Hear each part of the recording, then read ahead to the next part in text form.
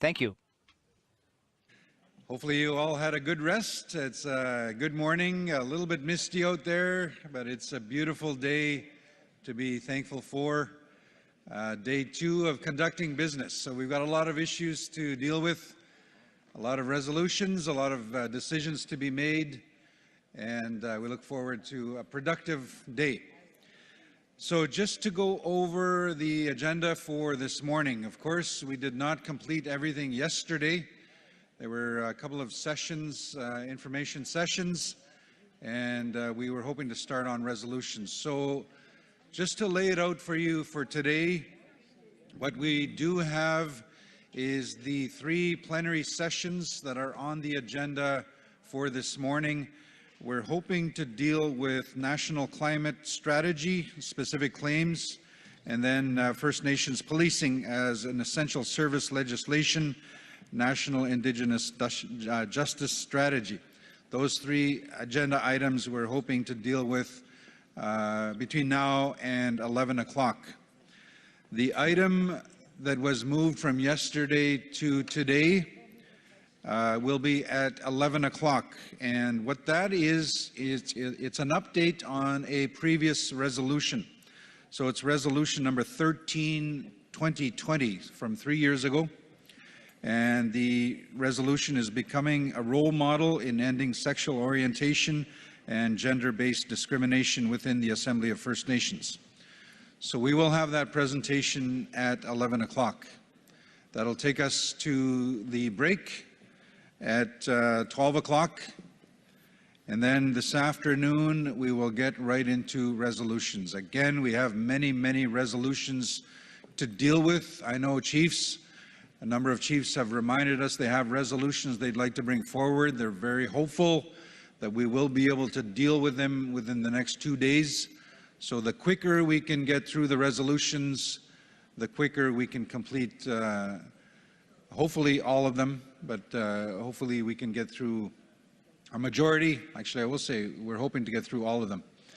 But the quicker we can get started, the quicker we can get through, make the decisions, have you pass the resolutions that you wish to pass. So the resolutions for this afternoon, we are going to be starting with the environment resolutions. So that's draft resolution 31, getting into lands resolutions, draft resolutions 28, 29, and 11. The policing resolutions, draft resolutions 10, 34, and then emergency resolution number 3.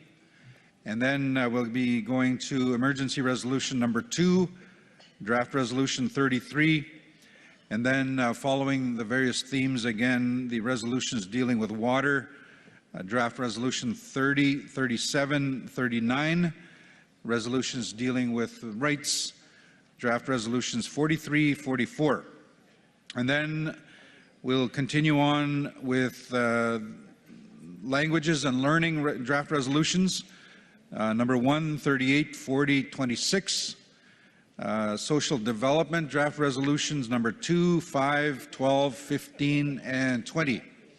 And then the health draft resolutions number 6, 32, 36. So that's the plan for today. A lot of decisions that need to be made, and we'd like to get right into it as soon as we can. So at this point, what time is it? What's the time? It is 9:12. I'd like to reconvene the Assembly and call today's session to order. Of course, that triggers the 1 hour. In 1 hour, we will get the registration count, which will tell us how many are in the room here physically and on Zoom, and that will determine quorum for making decisions today. So with that, are we ready to get into, I'll turn it over to Youth Co-Chair Haley to provide some comments, and then we will get right into the agenda. Miigwech. Good morning. Miyaki Sakau, Netiwagana, Kegwa Niwaguma Gantik, Gitatamska Tinawao, Haley Rose Nitsiga son, Egwa Nehio Wapikihu, Mosquito and Red Pheasant, Ochinia, Saskatchewan Treaty 4 and 6 Territory. Good morning, my friends and relatives. I shake your hand with a good heart this morning. My name is Haley Rose. My Indian given name is White Eagle Woman. I'm from Saskatchewan region. I am the Federation of Sovereign Indigenous Nations youth chief. I was elected last April alongside Brock McLeod Wadidika. I am your youth co-chair, so there's a lot of learning throughout this assembly for myself, trying to do what I can, where I can, but it's been a privilege, it's been an honor to be in your guys' presence, you know, to learn and be active in these conversations and to participate in them one day too. So to be mentored by folks, you know, who have strong hearts and have thick skin, it's a challenge, but it's one that I'm ready to take on. So I hope that we all have a good day. Remember to smudge, because, oh boy, you won't have a good day if you didn't smudge yet. And get that coffee and get that snack, because there's important work coming today. So with that, have a good day.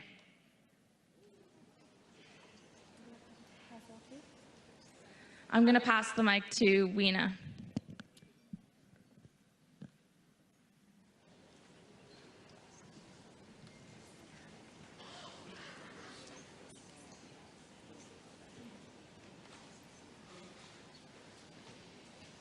Alors bonjour, c'est Hello, I am back at the mic, and I do wonder how the subtitles haven't started yet.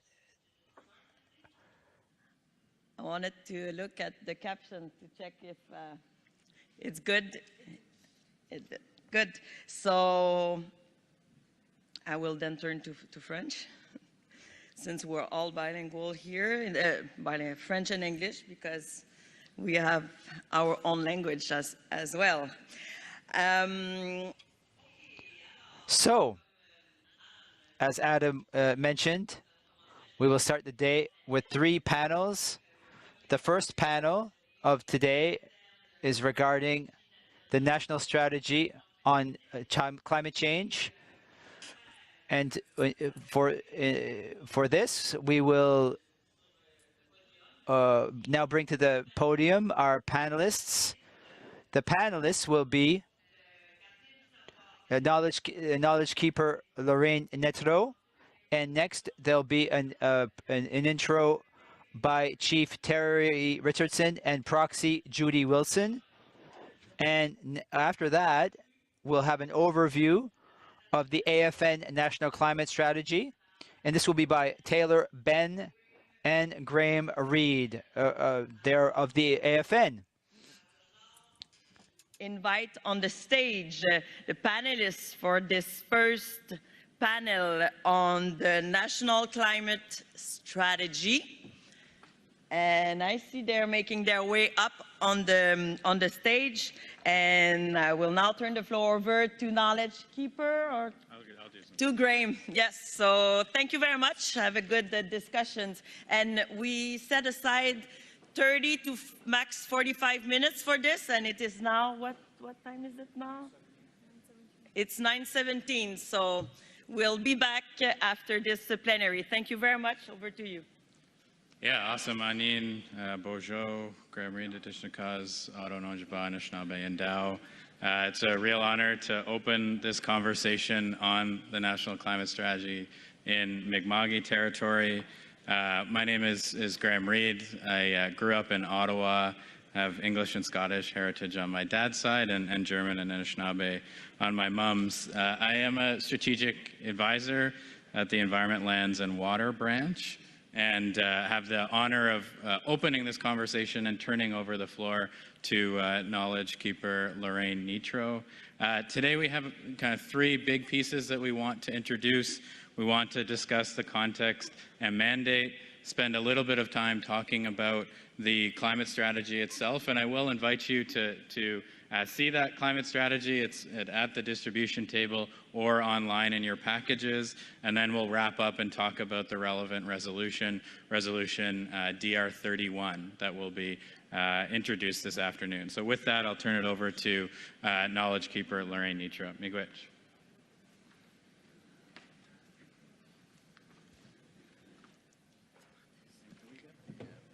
Sure. I'm sorry. Right now, kind of short.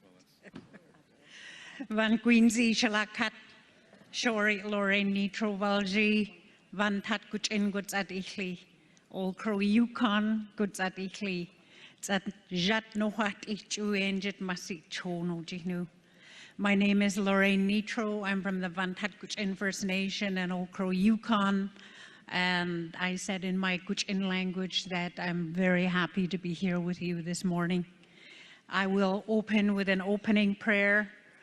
I will explain to you what I will be praying for, and then I will say the prayer in my Guch-in language.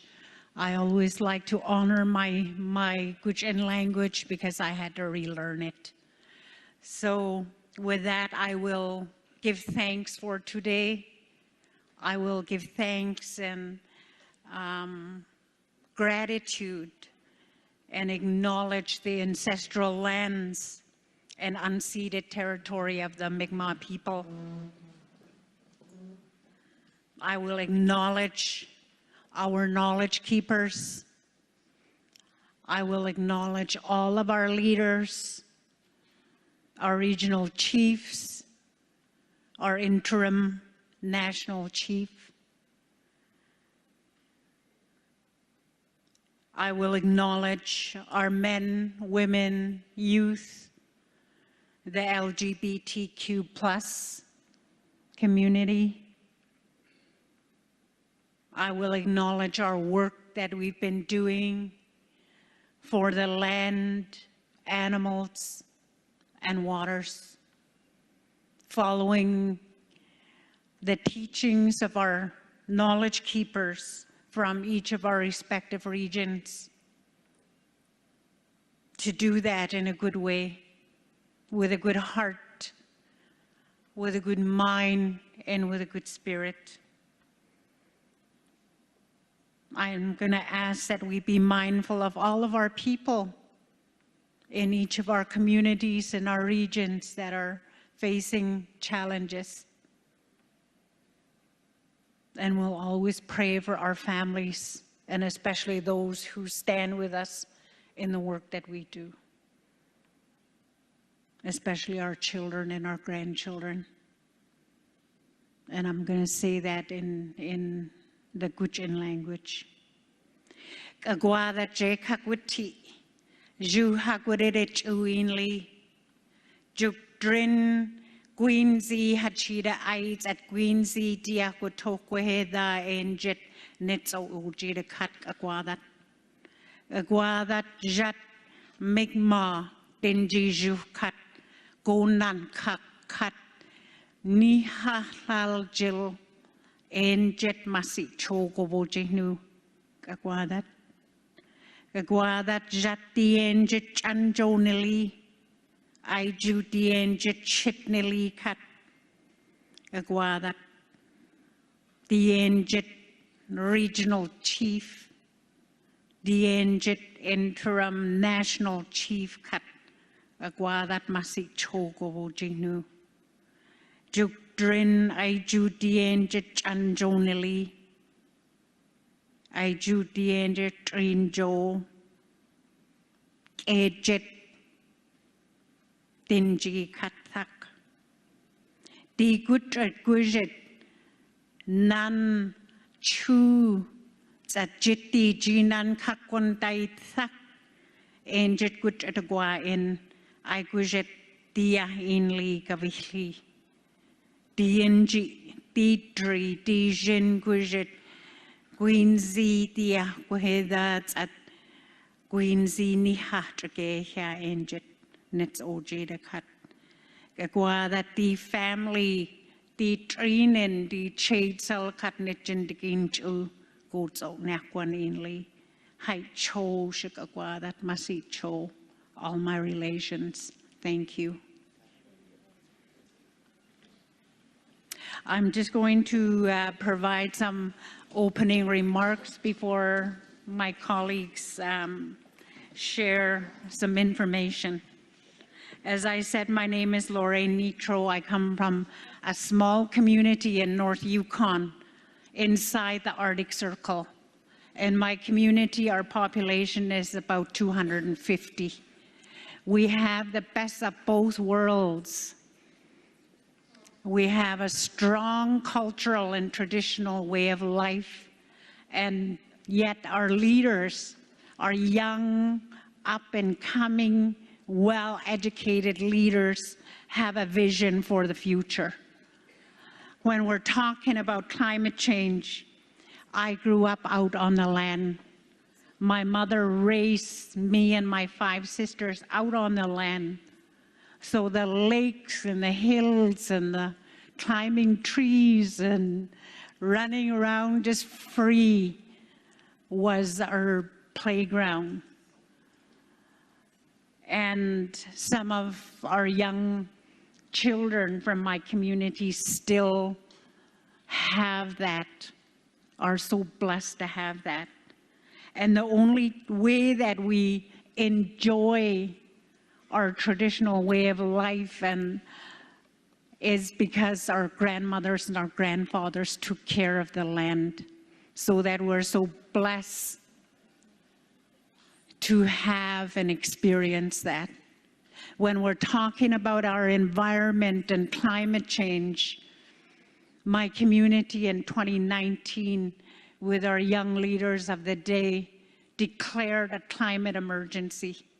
We were the first in Canada to do so, and then followed suit. Our past chief, Chief Dana Teja Tram, came to the Assembly of First Nations, submitted a resolution, and that was passed in the Assembly in 2019. I'd just like to take this time at this moment to thank the Assembly of First Nations Environment Department, Tony Osadik, Curtis Skur, Graham Reed, for their leadership and all the work that they've been doing. I just wanted to say, as we went about our work and our meetings and talking about climate change in the last 5 years or more, the landscape in each of our regions has been changing before our very eyes. Our people have been across Canada, have been experiencing extreme impacts from climate change, with fires and floods and food insecurity. And our homelands, which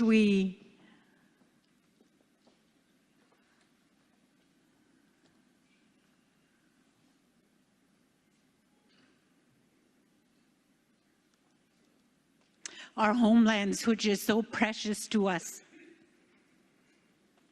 And our ancestors have taken care of these lands since time immemorial, is changing. All that lives on this Mother Earth, including us and our families, is becoming homeless. You know, climate change is real. We're in a climate crisis. And it's changing our way of being on this Mother Earth.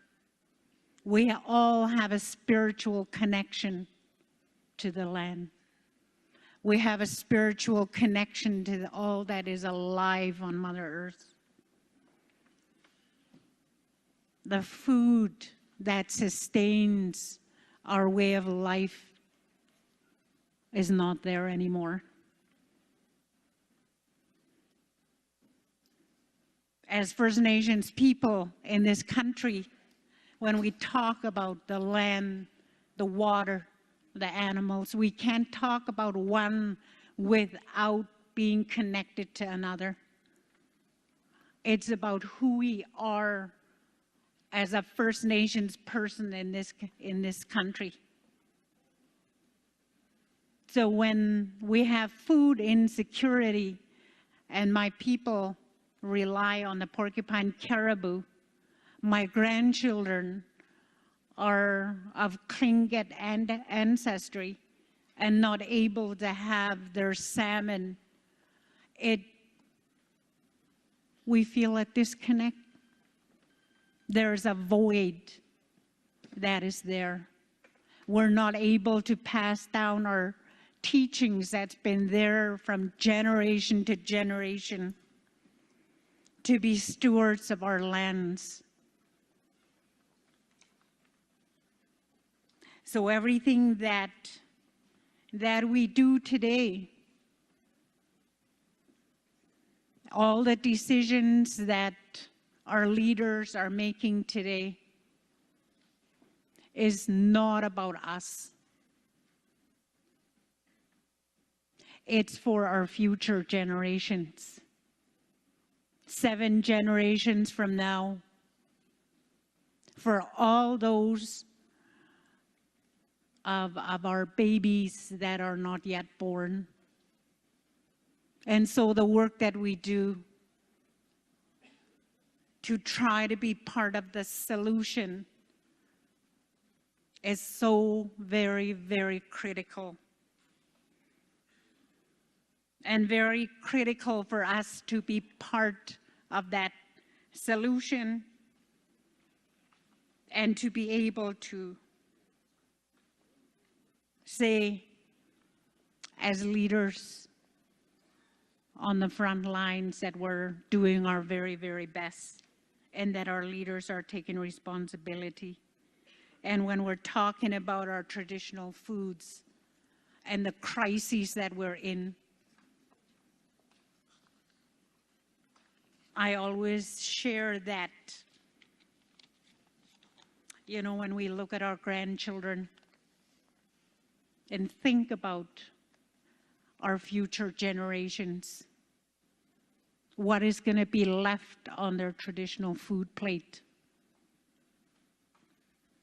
I don't want us to be telling them stories about how life used to be and what our food used to taste like and what our beautiful traditional homelands used to be like.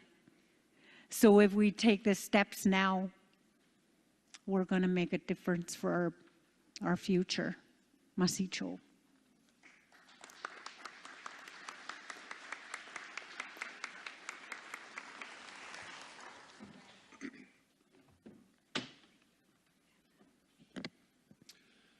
Gwe, Ninda Luisi, Sangam Wijibajuig, Terry Richardson. Hello, my name's Terry Richardson. I'm the Chief of Papineau First Nation.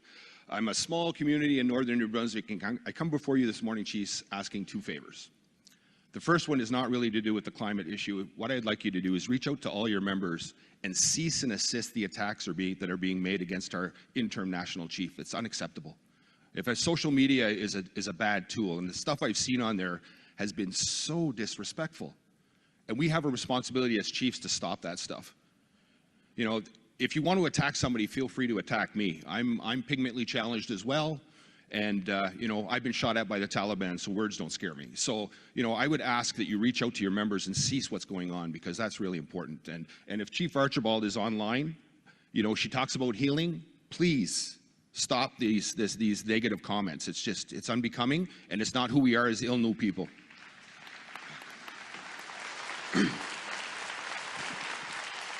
So now we get to business. As chiefs, we all know climate change is real. It's not something that's not happening.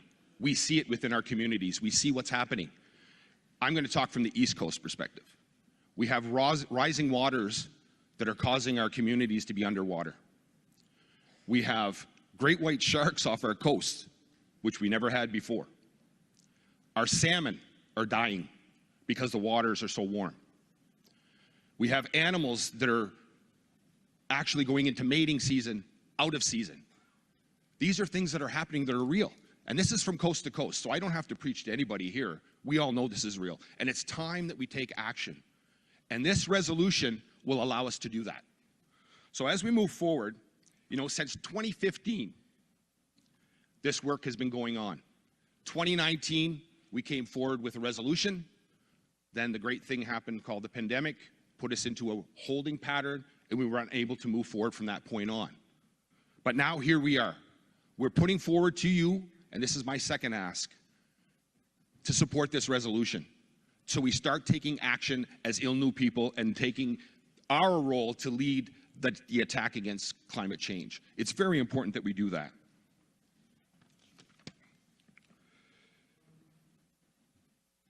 It's a state of emergency. It is. Against our lands, our people, the animals. I don't have to preach to anybody. Like I said, I'm not here to preach. I'm from a small community. I want action. And this is our chance with this resolution to start that action plan. Please take the time to read the resolution. We're going to go through a little bit of the details today, but take the time to look at it because this is our action plan. It's not perfect. No plan is ever perfect. But in my time, it's important. In my time in the military, it's always been important to have a plan and move forward. And this is what this is, a plan for us to move forward as an organization.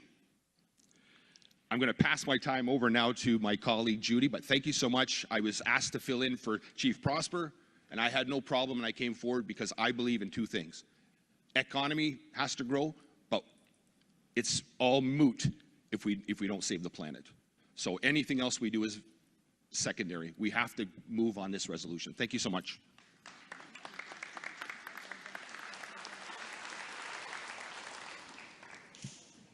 First of all, I'd like to thank Lorraine for her wonderful prayer to start us off in a good way and lead with such beautiful words from her homelands and sharing her message with us. And I also like to thank the Mi'kmaq for all of their gracious hosting that they've done over the last few days and also allowing us to be on their homelands as well. So every single person in this room, every single nation, all of our water and all of our land are impacted by the climate crisis. And it is man-made. So we have to come up with those solutions, and it has to be Indigenous-led, as you heard my colleagues talk about. So the Advisory Committee on Climate Action and Environment has been very busy, and with the support of the AFN Environment, Lands and Water Branch, we've been listening to the First Nations across this country to develop the AFN National Climate Strategy, and that's what we're here talking about today. The AFN climate strategies in your packages, I'm hoping you've had time to look at it over these last 2 days, although it's been very busy. And it's on the AFN website. And there's a 4-page summary of priority areas and goals and objectives if you want to glance over it. We did a concurrent session on Monday as well to go over them. So the journey. The first National Climate Gathering was hosted in Whitehorse, Yukon, on the territory of the Tanquachin and the Kwanlin-Dun on March 2020. And then shortly after, as many people know, the COVID was declared as a global pandemic, and we had to shift into engagements into a series of regional, national webinars and also 2 surveys. And the second national gathering was hosted in Fredericton, New Brunswick on September 2022 on the traditional unceded territory of the Wustuk and the Mi'kmaq and the Pesto Tomcati. I hope I said it correct. Okay, thank you, National Chief. So bringing us here today to the National Climate Strategy for the adoption at the AGA here. So the entire work has combined over 1,000 First Nation experts, leaders, youth, men, women, and the 2SL LGBTQIAA+ and individuals are knowledge keepers, professionals, and allies from coast to coast who have participated in it. So it's a shared vision, it's a shared strategy, and it's shared work. Because we can, not one individual, not one nation, not just a small group of people can do this work. It's going to take all of us. We all know the people, the nations are going through the wildfires. We all know the people going through the floods, the depletion of the salmon, as Chief Terry talked about, how we're all impacted one way or the another. So I'm going to turn it over to Graham and Taylor. I've been very honored to work with Taylor, both internationally and nationally and regionally. She's an exceptional youth that has strong leadership and has led us to many platforms. So I'm just wanted to say that with Taylor. And I really say and uphold our youth in all the different work that we do. The youth are there, and our co-chair youth here that's so elegant and able to handle such a big crowd like this. My hands go up to our co-chair youth too, and the youth council.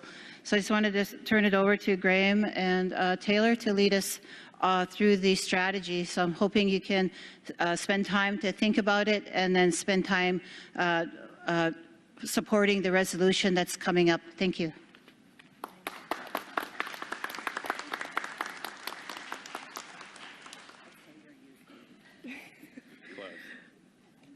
Masicho, Judy, I think before I even jump into my intro, I just like to hold up leaders like Proxy Judy Wilson here, who are supporting our youth, especially in the climate space. Climate change is one of the most pressing issues of our time, and my generation will continue to deal with this for the rest of our lifetime. So I just really thank her and leaders like her who continue to uplift youth in this space and many others.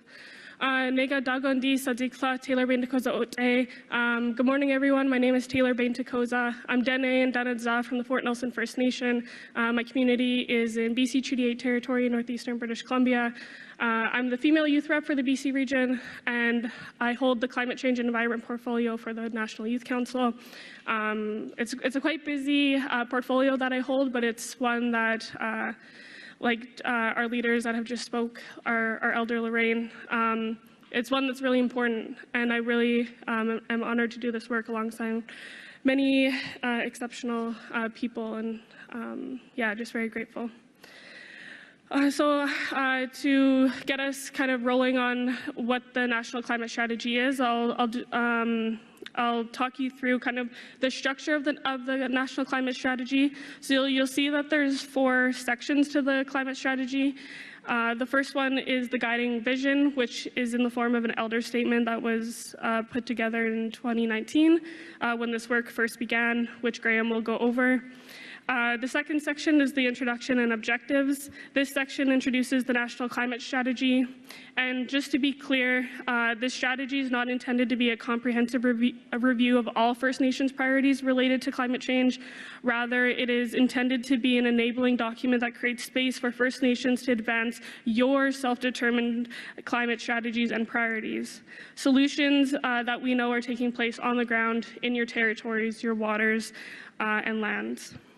The third section of the National Climate Strategy is the First Nations Climate Leadership and First Nations Climate Lens, which again Graham will go over. And then the last section is the 7 priority areas, and then I will run through that once Graham does the other 2 sections.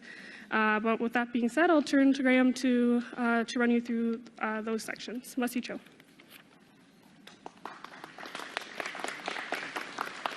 Yeah, awesome. Miigwech Taylor and Miigwech for your ongoing leadership. I just wanted to briefly situate our work in the statement that was created in Fort St. John in 2016. We worked with the Elders Council. Many of those representatives are still here. Unfortunately, the chair of the Elders Council, a esteemed elder in this space, Elmer Kershainba, has unfortunately walked on, but was key to the development of this work. And really, this elder statement was a gathering of around 120 elders from across the country to build a response to the federal climate processes. And so they released this elder statement that has really been foundational to the work that we've done within the Secretariat, but also through the Advisory Committee on Climate Action and the Environment. That's our Chiefs Committee. And they were successful in the advocacy that Elder Kershain actually delivered this statement to the First Minister's meeting on the adoption of the federal climate plan in 2016. At that adoption, there was the Prime Minister and all of the premiers from the provinces and territories. And of many important points within the statement, I think I just wanted to pick up on what Elder Lorraine, or Knowledge Keeper Lorraine, and Chief Terry and Proxy Judy and Taylor all raised, is really the articulation that Mother Earth is in this crisis, and that the elders insist on the end to the destruction and desecration of the sacred elements of the land. And really that recognition of our responsibility is the foundation to really how we entered this conversation. We realized that the ways in which mainstream climate discourse talks about the problem is separate from our responsibilities as humans. And here in the First Nations climate lens, really we've been advancing this concept to avoid separating ourselves from the problems that we're producing, avoid separating the issue of greenhouse gases from the structural drivers of those greenhouse gases. And so here you see 4 concentric circles, really the foundation of that, based on our guidance from the Knowledge Keepers Council, was really an articulation of the centrality of natural law, our original instructions, as the key relationship and guidance that we have from the Creator. Working outwardly, we have Circle 2, which is really First Nations worldview, that reciprocal relationship that Knowledge Keeper Lorraine talked about in her opening address. 3 is the impacts, the lived reality that First Nations face as we continue to unravel the structural legacy of colonization and its implications. And we can't separate climate solutions or climate proposed solutions from that reality. And then finally, just the recognition that all of this work exists within a legislative, legal, and policy ecosystem. And really that ecosystem both reflects the rights and responsibilities that First Nations carry, but also acknowledges the minimum standards contained within the UN Declaration, the calls to action in the Truth and Reconciliation Commission, the calls for justice from the Missing and Murdered Indigenous Women and Girls Final Inquiry Report, and really that climate solutions need to consider all of that. And as those concentric circles come into focus, they really show what are First Nation solutions to the climate crisis. And, you know, we've done this, we've applied this in practice, and in the strategy itself, you'll see box 1, where we've begun to apply this in the context of net zero emissions, what that concept is, and how do we unpack it from using that. So I'll turn it back to Taylor to walk us through the priority areas.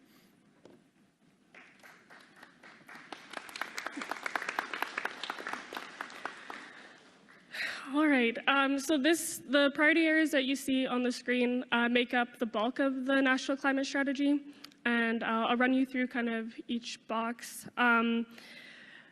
So as mentioned by our previous speakers, these priority areas are reflective of over 4 years of discussion that the AFN has had with First Nations from coast to coast to coast.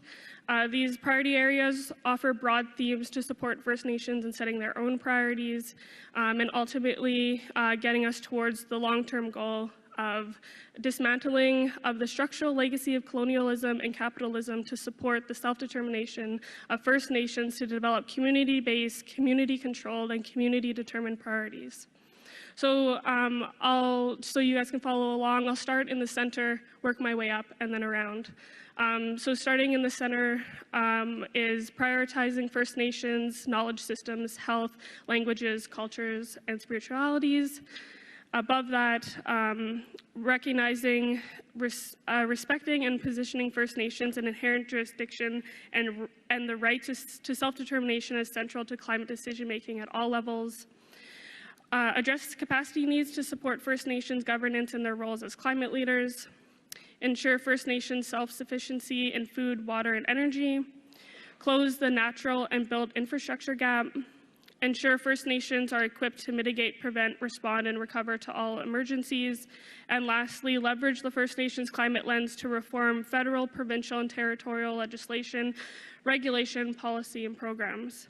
So each of these priority areas have a series of objectives and a list of strategies and actions in the AFN National Climate Strategy. Again, you can find the strategy over at the distribution table or online. These priorities are evergreen and are intended to be updated as First Nations see fit at both the local, regional, and national levels. And to close us off, I'll pass it back to Chief Terry. Masi.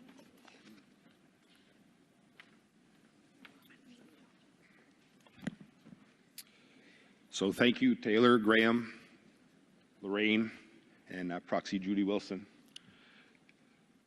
So Chiefs, Proxies, we'd like you now to turn your attention to Draft Resolution 31, Urgent Transformation Climate Action through the AFN Climate Strategy.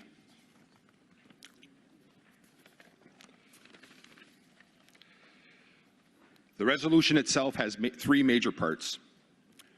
The reaffirmation of the First Nations climate emergency declared in 2019, the endorsement of the AFN National Climate Strategy in the 7 priority areas, and a call for federal, provincial, and territorial governments to work directly with and provide full funding to First Nation rights and title holders to implement their own climate priorities.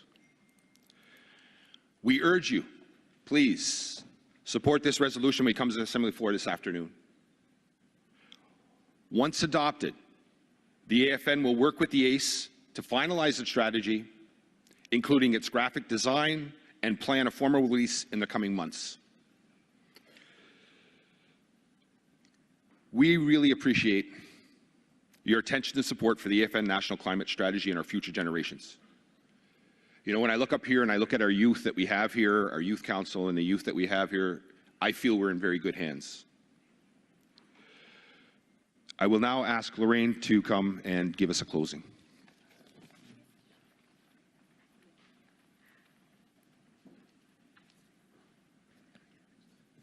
Masi Cho, I just wanted to provide a closing remark and again just encourage your support for the upcoming resolution, and just want to thank my colleagues for all their good work, their presentation of this important information, and to continue all this good work for our future generations.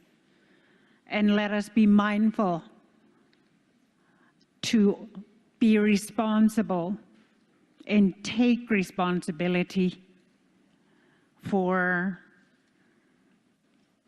to our Mother Earth and all that lives on Mother Earth, including the future generations of all of our people. And let us be mindful and keep in prayers all those who are homeless because of the fires and floods, all those who are facing challenges right now as we sit here.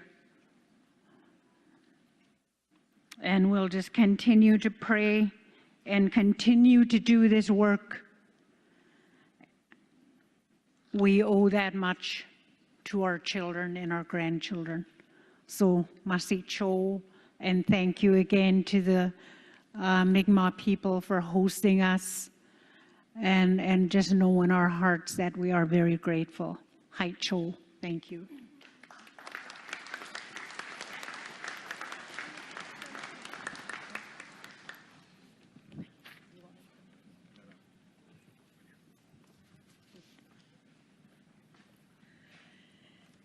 Miigwech for this presentation and their work. The work on the climate change. Climate change affects what all First Nation across Turtle Island hold most dear in our heart and defines our identity, the land.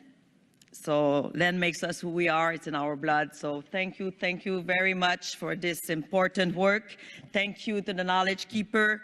Thank you to Chief Richardson, Judy Wilson, Taylor, and Graham. And just to mention Lauren Neto, so the Knowledge Keeper. So thank you so much for your work. And on this, I will turn the floor over to my colleague, Adam. Merci. Miigwech, thank you very much, Weena. So we'll move along to the next session, and this is dealing with specific claims. So I'm going to invite our guests to make their way up to the front. We do have a number of guests. We also have somebody that will be joining us virtually on Zoom. So this session, again, on specific claims, it will be led by the AFN Lands sector. I'm going to have Director of Lands with the AFN, Aaron Asselstein. I hope I'm pronouncing your name correctly. If not, you will correct me.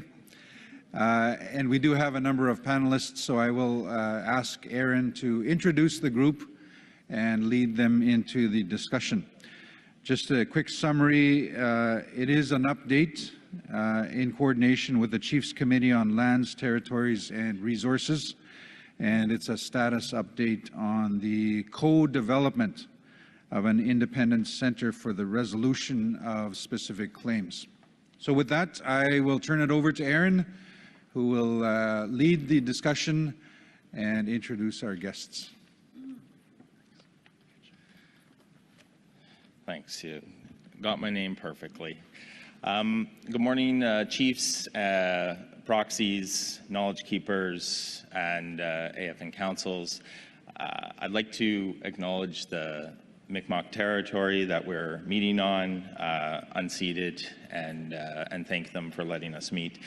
As noted, my name is Aaron Asselstein. I'm the AFN Director of Lands. I'm a non-Indigenous person who was born in Moncton, New Brunswick on the territory of the Maliseet and Mi'kmaq. I've been privileged to work at the AFN for several years and to have an opportunity to learn from leadership and lead this, support the leadership on this important work. Today's session is going to be picking up on work that we started in 2015, but in truth has been advanced for decades by First Nations.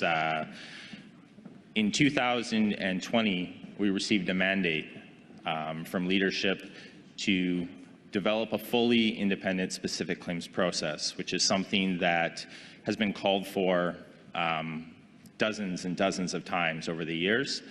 And so our session will provide an update on that work, and we'll also introduce a critical element of that, which is the inclusion of Indigenous laws in the process to facilitate negotiation of claims, and is something that is necessary if reconciliation is going to be achieved and if these claims are going to be finally addressed in a good way. And to do that, I'm very pleased to have Chief Wilfred King, who's the co-chair for the Chiefs Committee on Lands, Territories and Resources, join us. He's going to provide some opening remarks. And then we're going to hear from Kathleen Lickers, who is an Indigenous lawyer and has been an AFN external advisor on this work for many, many years. And so she's going to be joining us remotely to speak to the co-development process. And then finally, we're going to hear from Sakaj Henderson, who you all know and who has been a great resource and leader in this work. Sakaj is part of a council of experts on Indigenous laws, which was formed in the spring, and he's going to be speaking to the Indigenous laws component. So with that, I'm happy to invite Chief King up to open us up. Bonjour, Gima Ogima Indigenous Kia Saging Donji, Ugish Kamin Si Mazay Totem, Jimmy Gwich, Kinawea. Good morning, my name is Chief Wilfred King from the Gull Bay First Nation. First of all, I'd like to acknowledge former Regional Chief Paul Prosper, who was the chair of this committee. I'd also like to and wish him well in his new position as Senator. I also like to thank the Ontario Chiefs for allowing me to represent them at this national table, and also want to thank the committee members for electing me as the co-chair and now I'm standing here as your interim chair until the executive appoints a new chair for this committee. I also want to thank Aaron and also Jesse and also Kathleen and also Sajay Henderson, who is a world-renowned academic Indigenous legal scholar that will be also speaking here today.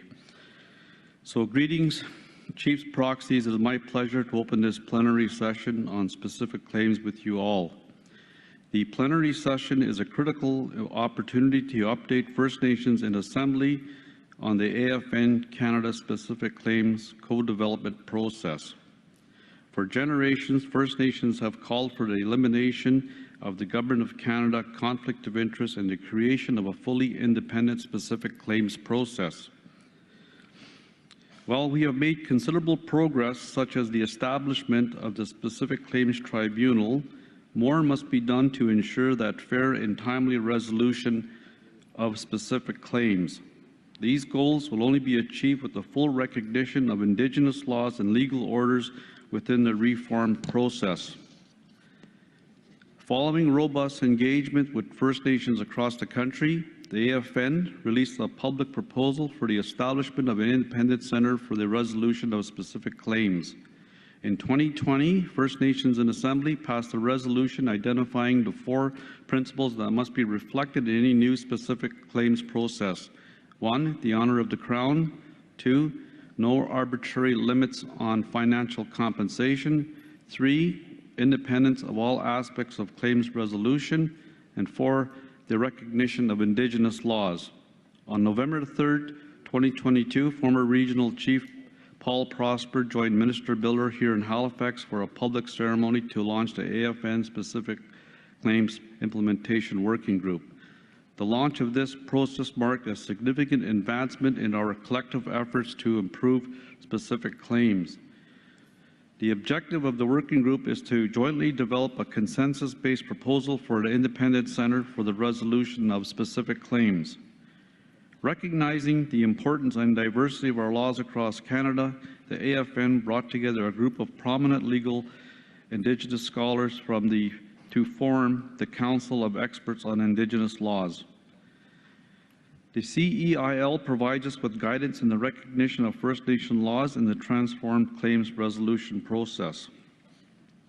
As part of the reform process, the AFN in Canada are developing an independent centre which will include an independent funding mechanism. This is necessary to remedy the current unfairness of the funding of the specific claims. Last year, the Negotiation Support Directorate, the body that administers specific claims research funding, posted new and unilaterally developed research funding guidelines. Prior to this, First Nations and technicians warned Canada that without additional funding, First Nations would be fighting for a limited pool of funds, which is the opposite of the program's intention. The current funding for specific claims research is $12 million per year. This amount expires at the end of this fiscal year. This week, we've learned that First Nations have requested over $30 million. This represents a shortfall of over $18 million. We are aware of nations who have received funding in previous years who are actively investigating specific claims but have had their proposals rejected this year, leaving their claims stalled. Canada must immediately provide additional funding for this fiscal year so that First Nations can continue their work. Canada must also significantly increase the annual funding to support First Nations access to justice. In conclusion, I am grateful for the leadership, both past and present, of the First Nations in Assembly in demanding meaningful reform that will result in a fair, timely, and just resolution of specific claims. Together, we have an opportunity to advance this generational advocacy in concrete ways, creating an independent process that will resolve claims in a fair and just manner. I want to thank you for listening. Chi miigwech.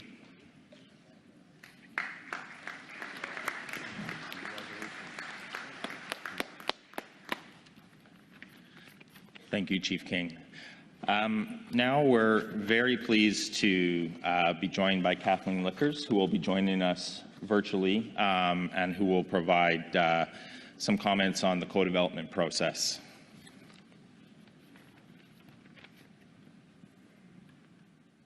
Scano, Sego, Good morning. Thank you, Aaron, and good morning, Chief King. I'm joining you from my community of Six Nations of the Grand River, and I want to just begin by acknowledging the territory of the Mi'kmaq Nations and who are the hosts for your assembly. I say good morning to you, and I also want to acknowledge the opening prayer provided by Lorraine Netro in her language, the Gwich'in language, to our gathering this morning and to the assembly. Nyawe Goa, Lorraine. I want to acknowledge the elders and the knowledge keepers, the chiefs and proxies, and all of the leaders and delegates that are gathered. And to the co-chairs, good morning. I've been asked to provide an update on the work that is being undertaken once again in an effort to meet the direction given by Chiefs in Assembly, as Aaron spoke of your resolution in 2020. With the passage of the UN Declaration on the Rights of Indigenous People legislation, this government clearly committed to the implementation of the principles of the UN Declaration. And there are many that are relevant to the creation of a fair, open, transparent dispute resolution process, inclusive of Indigenous laws, to this country's unfulfilled legal obligation and the Crown relationship. We have for decades as an assembly sought the very aspirations that Article 27 in particular speaks about. And that is the effort that directs our work now. The direction that you gave us in 2020 specifically was to realize the promise of what it is to create a meaningful dispute resolution inclusive of Indigenous law, recognizing that in our historic efforts in 2008, the Government of Canada and First Nations and Assembly created the Specific Claims Tribunal, an adjudicative process, which was historic in its establishment. Historic because it was the first time the Government of Canada was prepared to look at the resolution of claims with First Nations with recourse, without fear of technical defenses to dispose of claims, which is what the courts provide. So we have now an administrative tribunal available to us, but so far down the process that everything about bringing independence and transparency and fairness at the front end is yet to be realized. And we support the tribunal's carrying out its mandate. It's an important element of independence, but independence that's delayed for 3 years under the current policy. We would like to realize a full, transparent, impartial dispute resolution process that meets all of the aspirations of the UN Declaration. We believe the tribunal helps to get us there, but we must go further. We know all too well that the specific claims process commences when a First Nation presents their allegations to the Minister of the Crown Indigenous Relations for a determination as to whether or not he will accept the claim for negotiation. We know that that claim is reviewed by the specific claims branch of that ministry, and we know that their legal position and opinion is prepared by departmental legal counsel. Based on a recommendation that's then provided to the Minister of Crown Indigenous Relations, he decides whether or not a negotiation will commence. First Nations throughout history have repeatedly, consistently characterized that process as a conflict of interest. Without any recourse to an independent assessor based upon their own legal advice, Canada's approach has not changed. And that's the promise of Article 27. As Aaron described, we acted upon the resolution direction that you gave us in 2020. and the AFN developed a proposal, provided it to the Government of Canada. That proposal is the foundation upon which our work now rests. That proposal has been available publicly on the AFN's website since 2021. And we invite anyone who hasn't yet viewed it or seen it to please access it.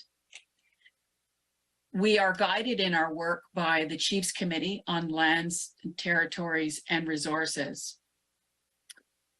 That collaboration has resulted in the establishment of a specific claims implementation working group that's made up of senior representatives from the specific claims branch and the AFN. We have developed a series of technical task groups to address very specific issues of reform. And all of our representatives on the AFN portion of the committee are accountable to the Chiefs Committee and ultimately to you as First Nations in Assembly. Our discussions with Canada have begun, and while they are cooperative, the difficult challenge of drafting a joint consensus-based proposal for you, Chiefs in Assembly, to consider is now ahead of us. These reform efforts are underway, but we must also be clear in providing this assurance that this work is without prejudice to claims that are proceeding through the existing stages of the current specific claims process. We know that there are negotiations underway. We know that there are claims in assessment, and we know that there are claims before the tribunal. And we do not seek to interfere or interrupt in the progress in any way that's being made. Our efforts are directed at improving, further improving, and realizing the goals of Article 27 in particular. To date, our discussions have been cooperative, and they are focused on key elements of our proposal. We want to provide a very concrete, expert dispute resolution, inclusive of Indigenous law, that's a venue for facilitation, negotiation, and mediation that doesn't exist before you arrive at the tribunal's doorstep. We want to provide an independent source of funding outside of the specific claims branch, with financial resources available to First Nations along all elements of resolution. We want to provide a registry to manage all of the operations of such a center, and we want to create a resource hub to provide a shared repository for research and support First Nations in the development of their claims. And finally, we need to find a better way to interact at negotiation tables with the tribunal. We've heard for decades that negotiation is the preferred means of resolution for Canada, and yet the doorway to both the negotiation table and the tribunal is restrictive. And we want to give further and stronger, meaningful emphasis to what is an impartial, transparent process. Recourse to the tribunal was never meant to be the focus of resolution. Negotiation is the better path, and we believe a stronger path to supporting the development of an expert dispute resolution mechanism, inclusive of Indigenous law, will get us there. We seek to give meaning to the recognition of Indigenous law and recognize the complexity of developing a new process that honors and respects the diversity of all of our peoples, the diversity of our legal orders, our languages, our traditions, and our customs, and the strength by which our communities are restoring those now and in the days ahead. It is our desire to support that work within the new center and alongside it. But we cannot do this work without the very astute wisdom and expertise in the concrete application of Indigenous law.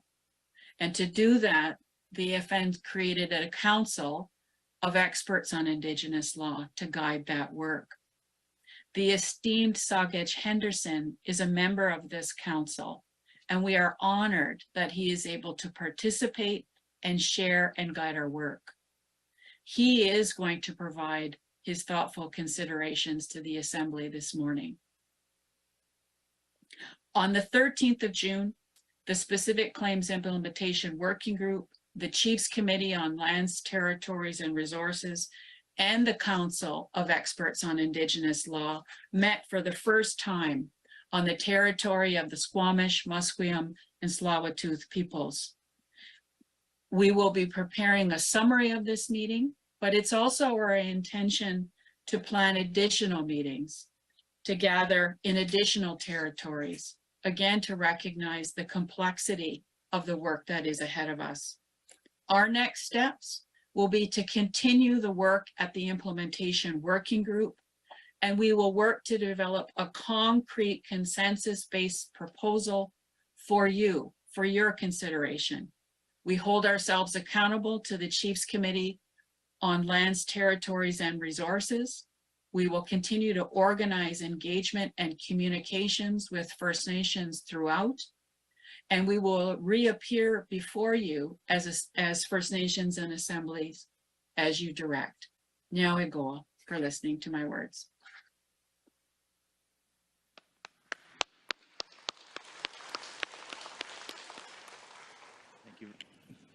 Thank you very much, Kathleen. As Kathleen notes, we are more than willing and prepared to meet with anyone who would like to learn more about this work and present before your councils, before your organizations on the work that's happening. So I am now very pleased to introduce a man that needs no introduction, but I am still going to do it. James Youngblood Henderson is an internationally and nationally recognized authority in Indigenous laws, knowledge, heritage, jurisprudence, constitutional rights, and human rights. He is a member of the Chickasaw Nation and Cheyenne Nation. He was the research director of the Native Law Centre of Canada and taught Aboriginal law at the College of Law, University of Saskatchewan. He is married to Mary Baptiste, a Mi'kmaq educator. He served as a constitutional advisor for the Mi'kmaq Nation and the Assembly of First Nations. He is currently a member of the Council of Experts in Indigenous Laws. I'm very pleased to welcome him to provide some remarks.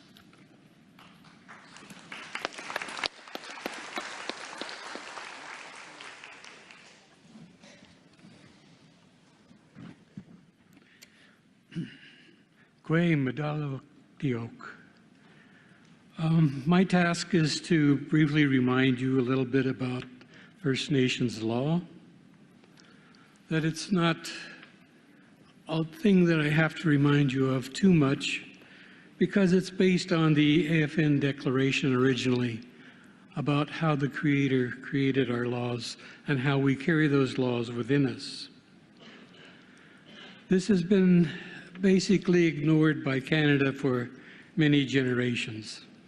And for over 4 decades, we have been urging a transformation in the specific claims process, as Kathleen has outlined, to make it a more fair and a more transparent and a more prompt procedure. That the revised and the reformed specific claims process has to include First Nations law in many ways, but it needs to recognize and apply it in a manner equal to Canadian law. That the First Nations laws are embedded within us, within our hearts, our minds, our ceremonies, and our territories. They are now part of the supreme law of the land. Indeed, they're the voice, the constitutional voice of our Aboriginal and treaty rights, and our Aboriginal and treaty rights protect our First Nations laws. In numerous decisions, the Supreme Court has affirmed the necessity of a flexible procedural and evidentiary framework in litigating treaty rights to advance the goal of reconciliation. It asserts that reconciliation has to place equal value on First Nations law as well as the common law and the civil law. But as a constitutional entity in rights, the First Nation laws cannot be diminished by the common law or the civil law. The First Nation laws exist with the common law and the civil law as part of Canada's new constitutional tri-jurisdictional system. One of the tremendous problems of the specific claims process is how they keep dividing Indigenous and First Nations lands from knowledge, knowledge from language, and language from law. That the specific claims process cannot separate these because these are all constitutionally connected to certain lands, also to certain events at certain times. And together, they generate a holistic and broad First Nations law. And the many and diverse First Nation laws contain many layers. And these layers have to be coaxed out of us in many ways. Now, the First Nation laws recognition is not new. The First Nation laws are part of the integral process of making treaties. They're part of imperial constitutional law. They're part of the law of continuity and the imported common laws. They're part of the Patriot Constitution of Canada. They're part of the UN Declaration on the Rights of Indigenous Peoples, and they're part of the UN Declaration of the Rights of Indigenous Peoples Act that Canada enacted. All of these laws affirm the existence of First Nation laws. But realizing First Nation laws is the heart of the UN Declaration, as Kathleen has already explained. They're essential to the right of self-determination.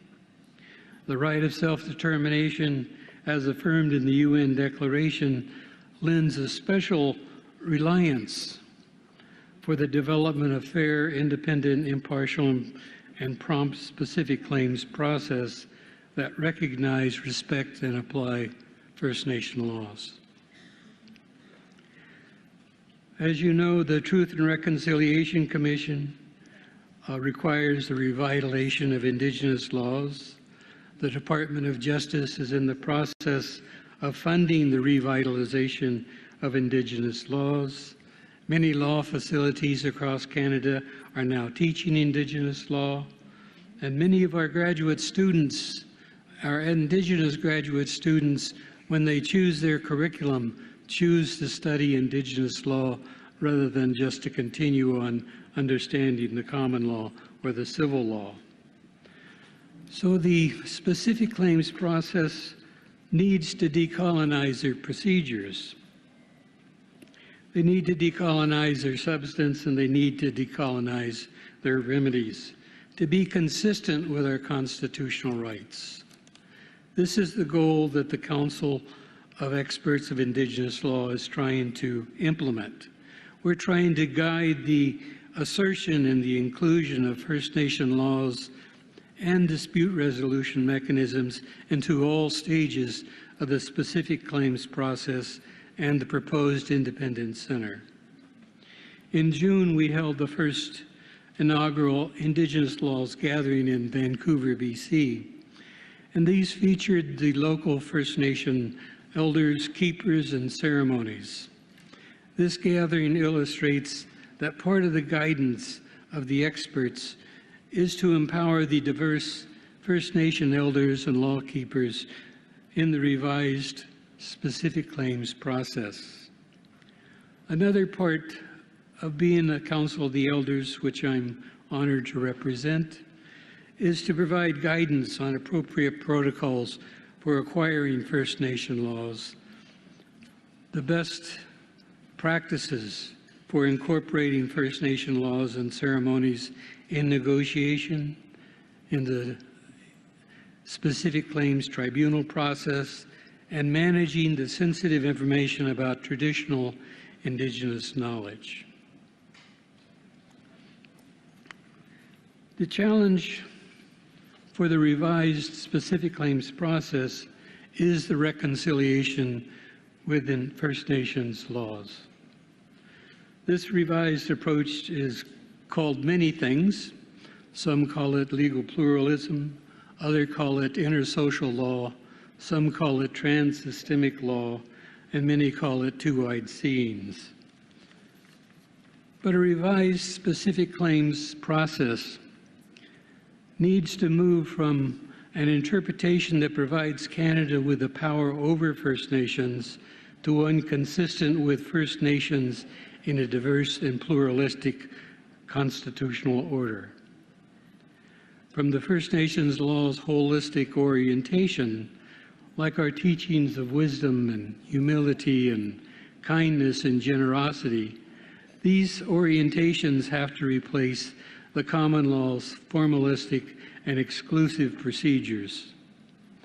The First Nations laws are also supposed to be an interpretive tool of understanding a claim.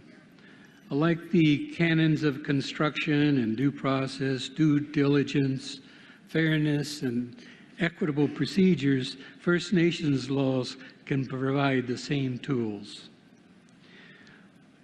One of the most important things in the revised specific claims process is the inclusion of First Nations elders and knowledge keeper, their testimonies, their oral traditions.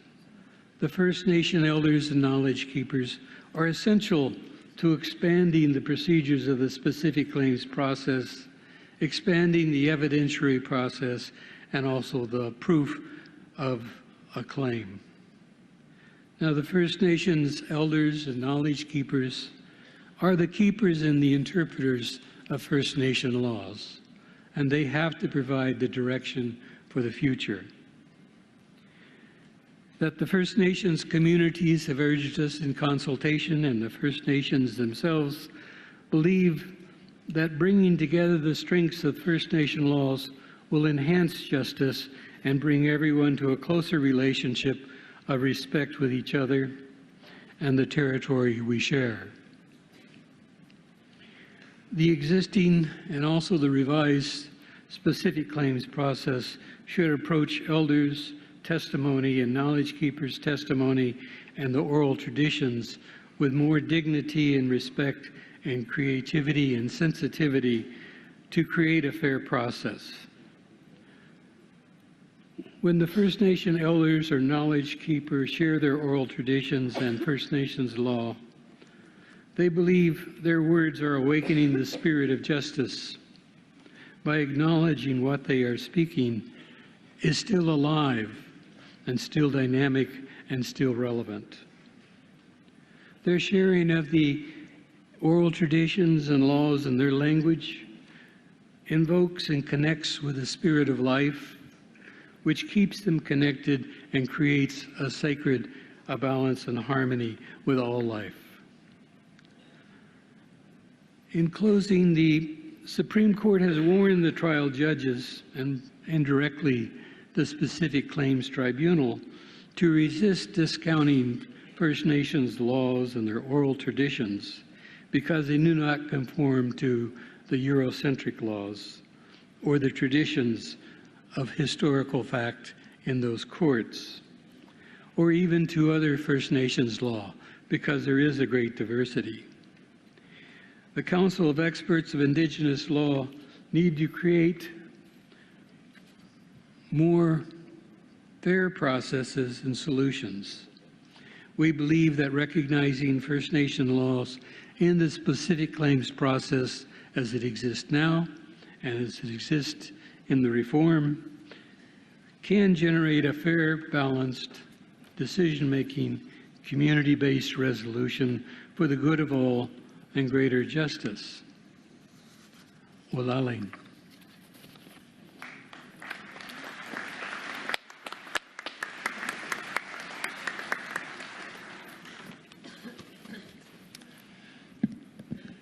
Thank you, Sakaj. So in closing, I just want to note that in your resolutions packages, you'll notice that there's 3 resolutions all focused on Indigenous laws in some way and highlighting them as critical to advancing a variety of different issues. And one of them is DR Draft Resolution 29, recognize First Nation laws and legal orders in the specific claims process. And I'd invite you to take some time to look at that resolution. It'll come to the floor, I believe, this afternoon, and you'll have an opportunity to speak to it and to examine it at that time. So please, once again, thanks for allowing us to have this time to update you, and please join me in thanking our presenters once again.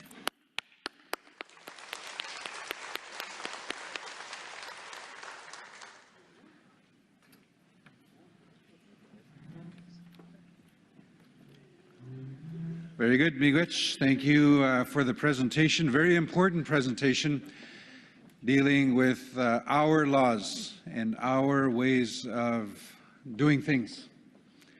Miwe gamando minugonan keginon kagizmin goyak and genadazyak jabat stoyak yenon and shniushigunan kegun gautujgadek. Something that was touched on yesterday. I think sometimes, unfortunately, we've fallen into the confines of the Western system, the corporate legal system, in the work that we do and in the institutions that we have. So I think it's very important, the ability to go back to our natural laws and our way of conducting ourselves. So miigwech for that.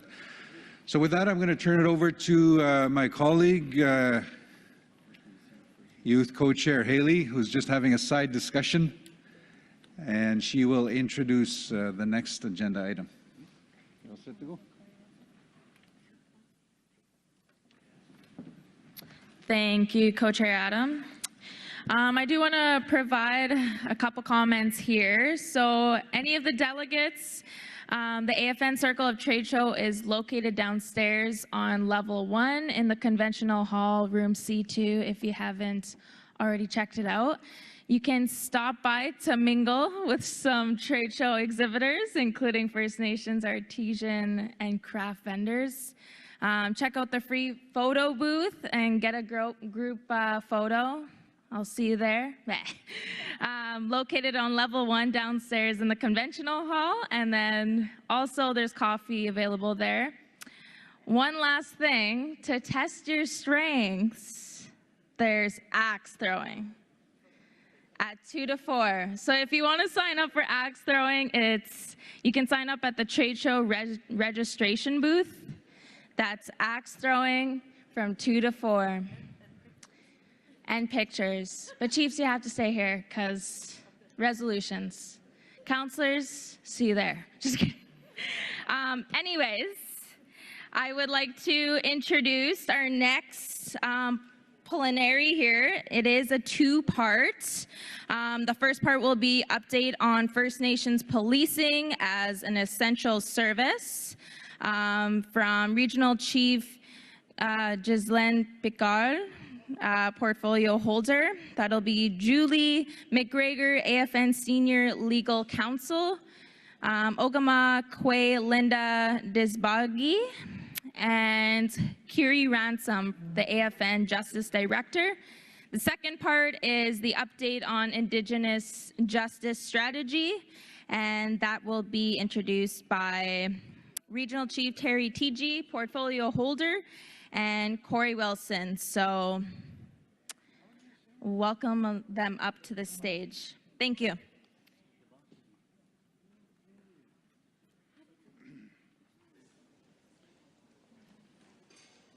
Thank you very much, Madam Co-Chair Haley. Quay as you did know, you can took no to make check to the Muscadno, Spurno, Man Wins Kamotba, she can not to take with Susan. J'aimerais d'abord reconnaître. I would like first of all recognize the Assembly, the Mi'kmaq Nation that is receiving us today, and most certainly benefit from this moment to salute the involvement of several leader experts in the policing services file. It's a privilege for me to serve as my representative from the Quebec and Labrador region. I speak my language. I was educated in Français, in French, which is the first language I learned in school. But over the years, I also learned the other colonizer language, which is English. So I will continue my remarks in English for the benefit of the Assembly. First thing I want to do is acknowledge our relatives from the Mi'kmaq Nation and thanking them in hosting this gathering this week. Acknowledge the knowledge keepers from the different regions, the Tri-Council representatives from the youth, the elected women, knowledge keepers who are part of the executive, Acting National Chief Joanna Bernard and my colleagues from the executive. Also acknowledge the time spent by many experts on a task force on policing, which is really was created based on 2 resolutions on policing over the last 3 years. And we've been guided by these resolutions in our work. I have to obviously acknowledge as well our representative from our region on this task force group, who is Lance Heyman, Anishinaabe chief from Quebec in the eastern part of the province of Quebec. So much needs to be said, but our time is very short this morning, and I certainly want to do our best to support the co-chairs in their challenge in keeping us on track in terms of the different issues that we have before us. I think what needs to be stressed on is the fact that we have 2 resolutions. One which was part of the package that was sent to all of you, provided to all of you, which is Resolution 34. And the other one is an emergency resolution, which was distributed, I believe, this morning. That's emergency resolution number 3. On the issue of public safety, I think it's very important to be mindful of the changing times and the changing context in light of the situation with the federal government, who is the main government we're trying to engage on policing, to the Minister of Public Safety, Minister Marco Mendicino. And I think it's very important that also to insist on the fact that public safety is only one portion of a broader portfolio, which includes justice and policing. I certainly want to acknowledge my colleague from British Columbia, Regional Chief Terry Tiji, who works specifically on justice and who will be part of the presentation this morning. Sadly, what we have been in a way obligated to do is to present this issue before the courts. And I know there's nothing new in what I'm saying for many of you. Many of our issues had to find their way to the tribunals and courts in order to get our positions acknowledged and recognized. And this happened again in this case. And the most recent decision by the federal court involves 3 policing services from Ontario. And the decision was rendered this past June 30th. It was very favorable, very positive for policing services across the country. And I think that's definitely a plus when speaking to this issue of policing. At the same time, we've been having a very difficult time to properly engage Canada, and based on their own commitment, which goes back maybe 4 or 5 years now, in recognizing policing services, Indigenous policing services, as an essential service. And it's been difficult, mostly because of the fact that when speaking to Minister Mendicino, at the political level, the minister says one thing, and the bureaucrats do something else. And again, this is all too common. I know I'm not speaking anything new with regards to this situation. So it's been challenging, but at the same time, thanks to the involvement of many experts in the field of policing, many chiefs of police or former chiefs of police, many chiefs as well, we've been able to advance our agenda.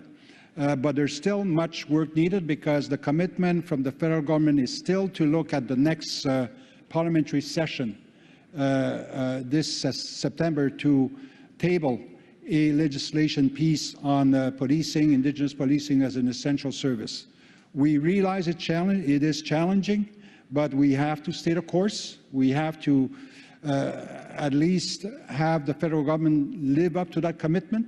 And we certainly, I think, have been doing every effort possible to, first of all, gather our task force group. And on top of that, we also have a task force on the legislative working group, which is also very key, which eventually will be teamed with hopefully representatives from the federal government at the public safety level. So this is where things are at, and I think the resolutions speak quite clearly about what needs to happen, the kind of position that is expected from the Assembly today. We have a commitment by the Minister to meet, which has been part of our many asks over time, that the Minister himself get directly involved in the process, and we have secured a date for a meeting between the Minister and the task force this coming July 31st. So I think this is in a way positive. Nevertheless, it is yet very challenging in terms of wanting to deliver legislation piece by the fall. But we remain committed, and at this point maybe I'll invite Judy to provide more details in terms of the process and where it's at. So thank you very much.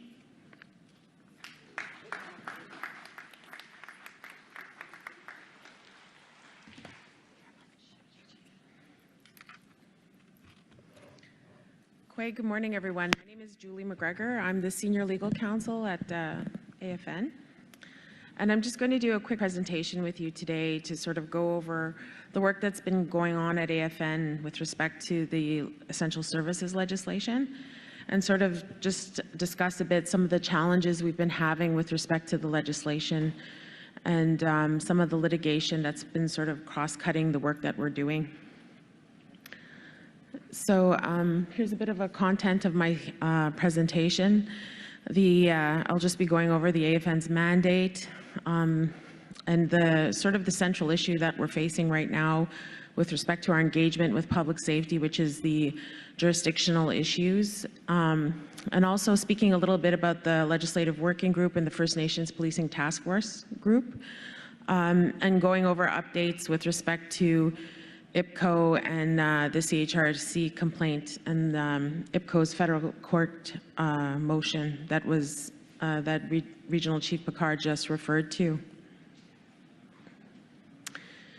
So the AFN's mandate on this was broadly stated in 2021, and it's the creation and implementation of legislation for First Nations policing as an essential service. And it's to advocate for the equitable treatment of First Nations police services through the development of First Nations policing legislative framework. And just by way of a bit of background as to why we're at this moment where we're looking to co-develop legislation on policing. Currently, First Nations policing is funded and administered through the FNIPP, the First Nations Inuit Policing Program. The program is, as it is, it's funded as a program, so it's discretionary, meaning that many of our standalone First Nations police services across Canada have to negotiate their funding on sometimes yearly, 5 years, 2 years increments, and it's often discretionary based on how much funding is afforded within the program. And we know that our First Nations police services do so much more than what the program covers.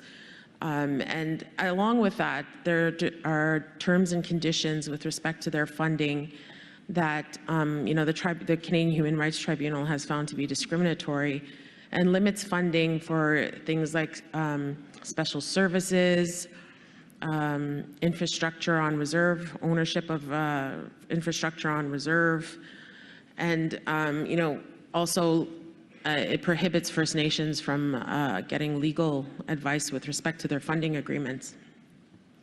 So the intent of the FNIPP originally was very forward-thinking, but the administration of it has not. And we come to a situation where there's many of our standalone police forces across Canada are underfunded, and to the point where some in the past have had to disband, and currently right now we're in situations where many First Nations communities won't have this essential service that is desperately needed, especially in rural areas, especially in the north. So the FNIPP has been problematic for I think 30 years now, and we've had several resolutions from First Nations and Assembly to change it. So this is our current broad mandate. As well, in 2022, the First Nation Sovereignty over Policing resolution was passed. It's to advocate and recommend that future FNIPP legislation be modeled after Bill C-92, an act respecting First Nations, Inuit, and Métis children, youth, and families. This means that federal policing legislation must allow First Nations to enact their own community policing legislation, ensuring true First Nations jurisdiction over justice and police systems that will serve First Nations in a culturally appropriate and respectful manner, free from systemic racism and discrimination. And the aspect of jurisdiction included in this mandate is critical, because it really is one of the sticking points we're having with public safety in terms of the negotiations for the co-development of the legislation. So as Regional Chief said, this has been ongoing for a few years. In 2020, in the fall of 2020, then Minister Bill Blair made an announcement that he was going to co-develop with the AFN legislation that recognizes First Nations policing as an essential service. With respect to that, AFN has done national engagement and regional engagement across the country. We've had 3 national policing forums now, and we've also had regional engagement sessions carried out in 10 of the AFN regions. Also, AFN has met regularly with Public Safety of Canada officials to sort of look at what are the guiding principles with respect to essential services legislation, excuse me, as well as looking at principles for co-development and terms of reference. AFN has also started a First Nations, implemented a First Nations policing task force. This is a advisory body which provides advice to the AFN executive with respect to the essential services legislation. It's made up of representatives from each of the AFN regions, and they sit regularly to sort of look at some of the issues that were principles and issues that were in discussion with public safety. In addition to that, the AFN has convened a legislative working group made up of, it's a smaller group, more technically focused, with experts to sort of speak to the drafting issues, the technical funding issues that we're running into with the legislation. I should say that the FNCPA, the First Nations Chiefs of Police, and the Indigenous Chiefs of Police Chiefs of Ontario, IPCO, also sit on the Policing Task Force and the Legislative Working Group. So in discussions with respect to the legislation and the Policing Task Force, we sort of developed overall objectives for the legislation. And again, this is based on the mandate we have that speaks to C-92, the objectives of the legislation to affirm the inherent right of self-government, including jurisdiction in relation to policing, establish the principles applicable on a national level to the provision of police services by First Nations, and contribute to the implementation of the UN Declaration on the Rights of Indigenous Peoples. As well, we sort of looked at key principles. They include rights recognition, recognition that First Nations self-determination in accordance with First Nations inherent treaty and constitutional rights in accordance with the UN Declaration, and also complementing provincial territorial policing legislation and regulations. And I think what confuses a lot of people is that when we talk about rights recognition, sovereignty, jurisdiction, inherent rights, treaty rights, that this is somehow interpreted a lot of the times from governments that we're looking to have our own criminal codes, change the criminal codes or the provincial offences acts. But that's not the case. What we're talking about is the recognition of the policing services itself. And to have the essential services designation, recognition that First Nations police services are integral to community safety and security, and that essential services designation is one of the necessary preconditions to ensuring that these services are backed by legislation and adequately resourced to provide culturally relevant and responsive policing services. So recognizing that First Nations policing is truly unique, it's community-based, and it often goes far beyond what you'll see in non-Indigenous police services. And that includes cultural appropriate training, awareness, and practices. Thirdly is funding, recognition that First Nations police services must be sufficiently funded to do their work, and that such funding should be up to the level consistent with their recognition as an essential service. And I think I would add there as well as in terms of funding what is needed in the communities, because we see a varied difference across the country what policing services are needed in each of the regions. So just to quickly go over the issues with rights recognition and jurisdiction. So for 3 years, we've been in discussion with public safety, and it's clear from the mandates that we have that jurisdiction and rights recognition, inherent rights, treaty rights, constitutional rights, in accordance with UNDRIP, have to be recognized. And this goes back to ensuring that First Nations policing meets the needs of each First Nation, because the needs are different. But after about 3 years of advancing this work with public safety, the AFN received a written explanation of public safety's mandate in which it advised it does not have the mandate for inclusion of First Nations jurisdiction or rights recognition in the proposed legislation. And we would say that's their interpretation of their mandate, because there is the UN Declaration on the Rights of Indigenous Peoples Act and Canada's commitment to implementing that, the UN Declaration. So there is a basis for them to recognize jurisdiction and rights, but they feel that they don't have that mandate. And I think this is an important point to make about the FNIPP program, is that it's funded at 48% of the provincial government and 52% with the federal government. So all agreements for funding are signed on a tripartite basis. So the provinces have a say in all of this. And it is public safety's intent to have the 52-48 split be part of the legislation. And because of that, we also have to then consider what the provinces and territories, what their issues are with respect to rights recognition. And we know that, in some parts of the country, that's very progressive and going very well, and in other parts of the country, it's not. In fact, if we look at the C-92 legislation right now, the Quebec government appealed it to the Supreme Court. So, or did a constitutional review to the Supreme Court. So there's many moving parts in all of this, and I think Regional Chief Picard had referenced that. So that the regional chiefs and the portfolio holders, Regional Chief Picard and TG, sent a letter to the Minister Mendicino in February to raise this issue about the mandate and to request that he go back and get an amended mandate that would include full rights recognition. We got a response from the minister 5 months later, last week actually, and he says he remains committed to addressing the jurisdiction issue with cabinet colleagues and returning with an update regarding their mandate, as well as next steps towards tabling a bill.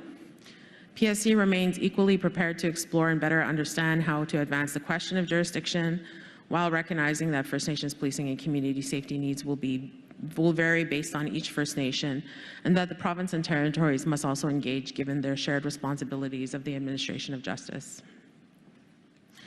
And public safety is proposing a parallel process to reach an agreement on shared principles, all the while having continuing discussions to advance jurisdiction. So as Regional Chief Picard spoke to earlier, we have two resolutions before you today, Chiefs. The first resolution is DR 34. It's an on-time resolution. And it's looking for a commitment to reset the process with public safety and ensure that there are certain terms under which we will engage with them again with respect to, or re-engage with them with respect to the legislation.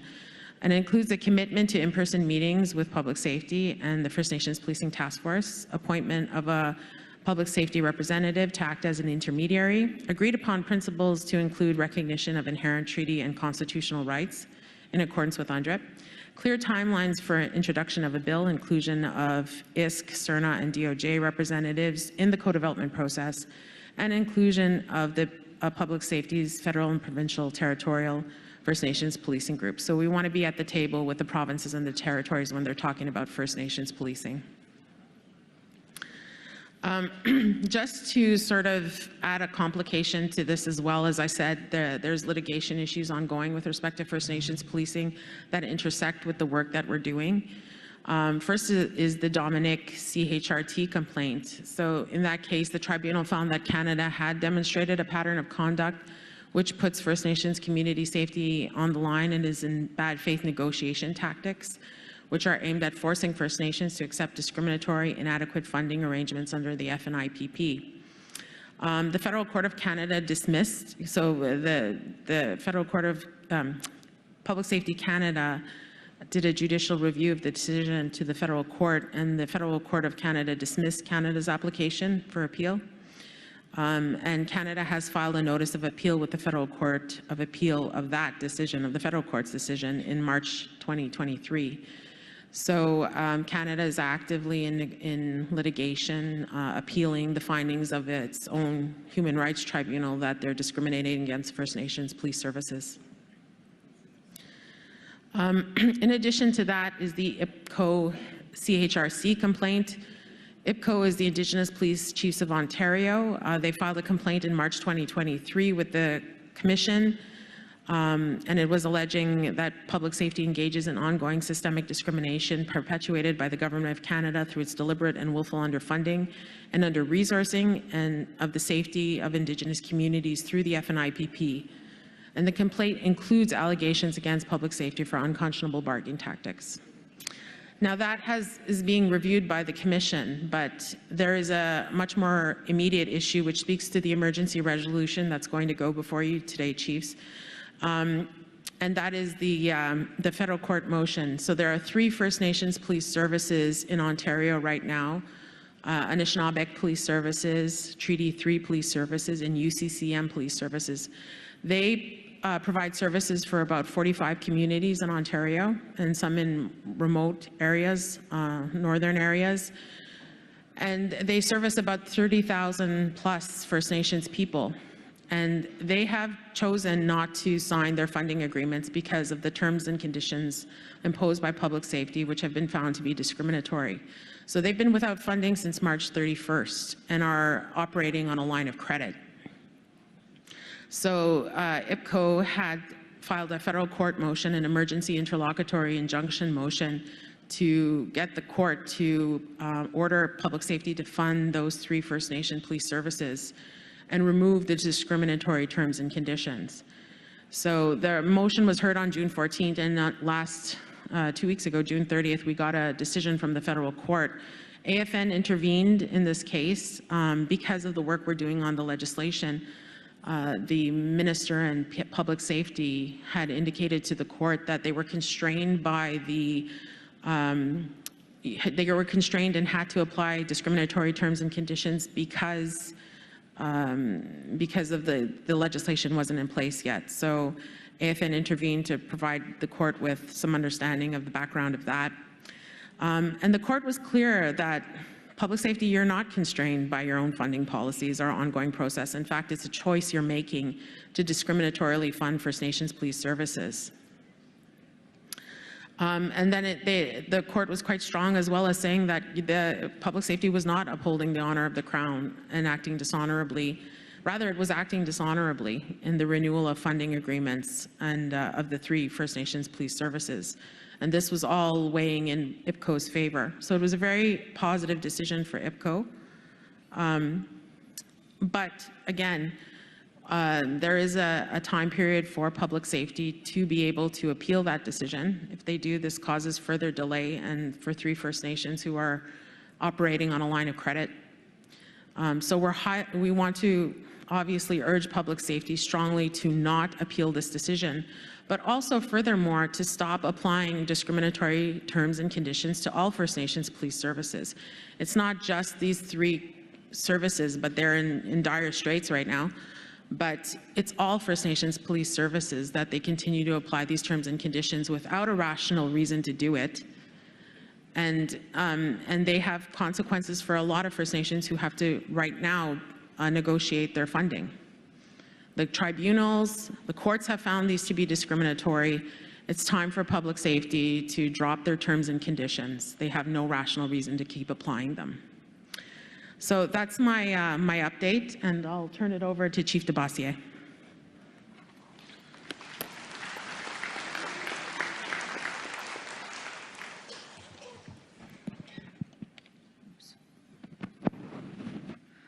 Minokejep wasayab indigenous cause chigging donjaba dictodem ogemakwe geni dao.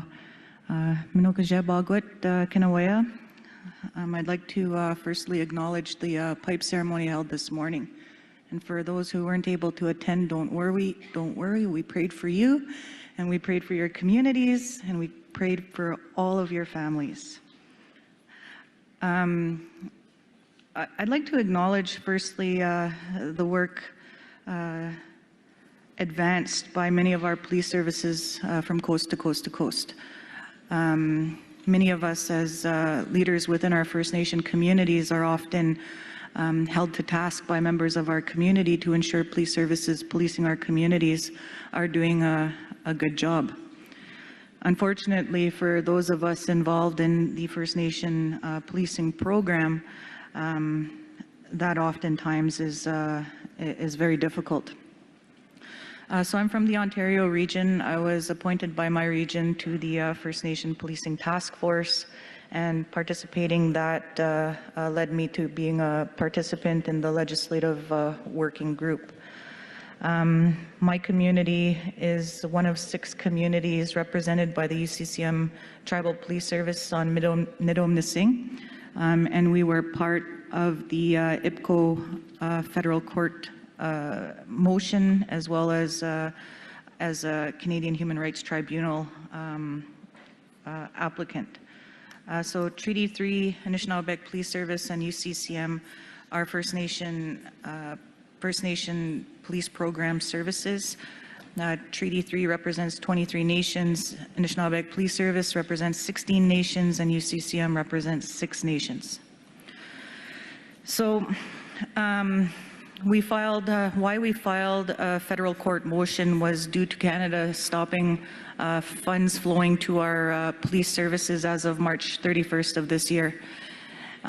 We were able to continue our service basically on one leg, and with the support of our communities, making the commitment to do what we can to ensure that the police service continues to operate, and also being united in rejecting any provincial police service entering our communities to provide that service. And so while we are waiting for the Canadian Human Rights Tribunal process, we filed the federal court motion, which was decided on June 30th by Justice Gascon. So they coined it as a landmark decision as a result of that motion filed by IPCO. And within that decision, the justice made some very pointed and blunt statements as it relates to what our services are experiencing, and in my view can be applied in other areas as well. So basically for 30 plus years we have been subjected to an incredible discriminatory agreement and process by Canada. Our First Nations are often approached to sign agreements and renewals under the First Nation police program without any negotiations, and often at the 11th and a half hour. And for many First Nations across our country, First Nations are denied entry into this program. And therefore, this forces those communities to be forced into agreements with the RCMP or provincial police. And as we all know, these entities lack the knowledge and capacity as it relates to our communities. And we often ask ourselves, why is this happening, and why is this an injustice to us, and why are we often left out of anything? And by virtue of that, creating unsafe communities, a lot of concerns of safety from our membership, and a strong desire to make things better. So without, falling into the trap of blaming and fighting amongst each other, especially our organizations that are here to help protect and serve us, we went united, and we said no more infighting. We're not blaming the police. We're going to stand with them and support them, and that's what we did. And so I think Julie went over the decision, but I also wanted to highlight the 2022 Dominic decision from the Canada Human Rights Tribunal. It's absolutely shameful that Canada is going to appeal this decision, or is in the process of appealing this decision. It makes me wonder if they're going to appeal this federal court decision most recently decided upon 2 weeks ago. And it makes me wonder, in 2015 we had the Prime Minister stand before us saying that there is no more important relationship than that of with First Nations people. And even in this process, as represented by his Minister Mendicino, I wonder if they broke up with us somewhere in that process. Because it's absolutely shameful that Canada is unwilling to commit the appropriate resources and funds on an equitable basis to support our police services who are there to protect and serve our communities. I look at the investments made by Canada to our friends in Ukraine without any, any thought of not doing it. Yet we as First Nation peoples ask for the same, and we are, what's thrown back in our face are discriminatory terms and conditions prohibiting us from utilizing funds to invest in specialized police services, to obtain legal representation, to even finance or own our own buildings. Like, it's 2023 and this treatment still continues. So we do have 2 resolutions, one emergency resolution, as Regional Chief Picard mentioned, and Resolution 34. We are asking for your support in that, and as well to continue to advocate to your MPs. We hear these ministers responsible often have to go to cabinet for permission. Maybe there's other opportunities there we as leadership can advance and maintain, so that this discrimination does not continue. And we have to do this hard work, and oftentimes there was a fear with these agreements that if we don't sign, they're not going to fund our police service, and we called their bluff.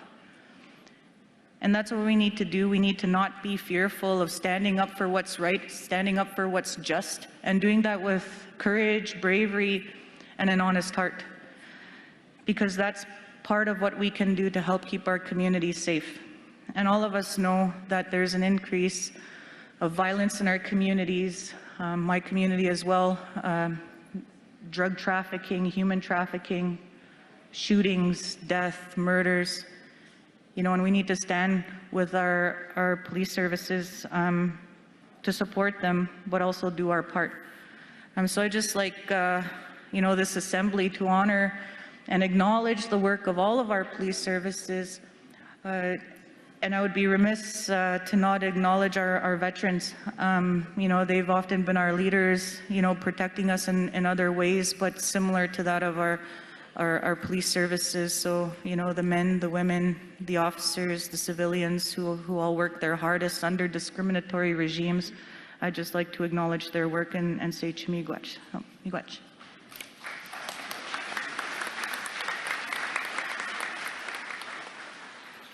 Thank you, Chief, and very important decisions. Deniza, Tsekuza, Skyza. First of all, I just want to acknowledge the territory of the Mi'kmaq people and say Masicho, a big thank you for allowing us here. My name is Terry Chiji. I'm the Regional Chief for the British Columbia Assembly of First Nations, and also share this portfolio along with my colleague, Jocelyn Picard. Very important in terms of this policing decision in regards to adequate and fair funding to our police forces. We will have a press conference at, I believe, 12:30, and we are really hoping that we get good news today from Minister Mendicino of not appealing this very important decision. I'll be speaking to Indigenous Justice Strategy. Justice Canada's mandate was to start implementing a co-developed strategy on injustice. In January 2021, Justice Canada received the mandate to develop this Indigenous Justice Strategy to address systemic discrimination and overrepresentation of Indigenous peoples in the justice system. Justice Canada held their first wave of engagement last winter and have stated that they completed the engagement in December of 2023. We have shared with Justice Canada the mandate from First Nations and Assembly with Resolution 36-2021 that the AFN advocate and work with Justice Canada on very important co-development of a strategic framework to develop and implement an Indigenous justice strategy, using a process that includes regional and community-based self-determined and holistic approaches to justice grounded in First Nations principles, protocols, laws, traditions. Most importantly, the final framework that is developed must be consistent with the minimum standards set out in the United Nations Declaration for the Rights of Indigenous Peoples Act. Justice Canada's mandate, however, is limited to develop the Indigenous Justice Strategy in consultation and cooperation with provinces, territories, and Indigenous partners, which is not a co-development process. The timelines we've been provided for the development of the Indigenous Justice Strategy is that after engagement is completed in December, Justice Canada will work on drafting and completing the framework by March of next year, 2024. We shared with Justice Canada AFN's position of co-development as being the preferred model of working together to develop laws and policies impacting First Nations. Justice Canada must engage directly with First Nations. Co-development is consistent with Canada's legal obligations, including the constitutional imperative and reconciliation and the minimum standards set out in the United Nations Declaration of Rights of Indigenous Peoples. We will continue to advocate for a collaborative process in developing the Indigenous Justice Strategy in which the AFN and federal government play an equal role in developing a framework addressing systemic discrimination and the overrepresentation of Indigenous peoples in the justice system, and in which First Nations can participate in a way that respects their nation-to-nation relationship.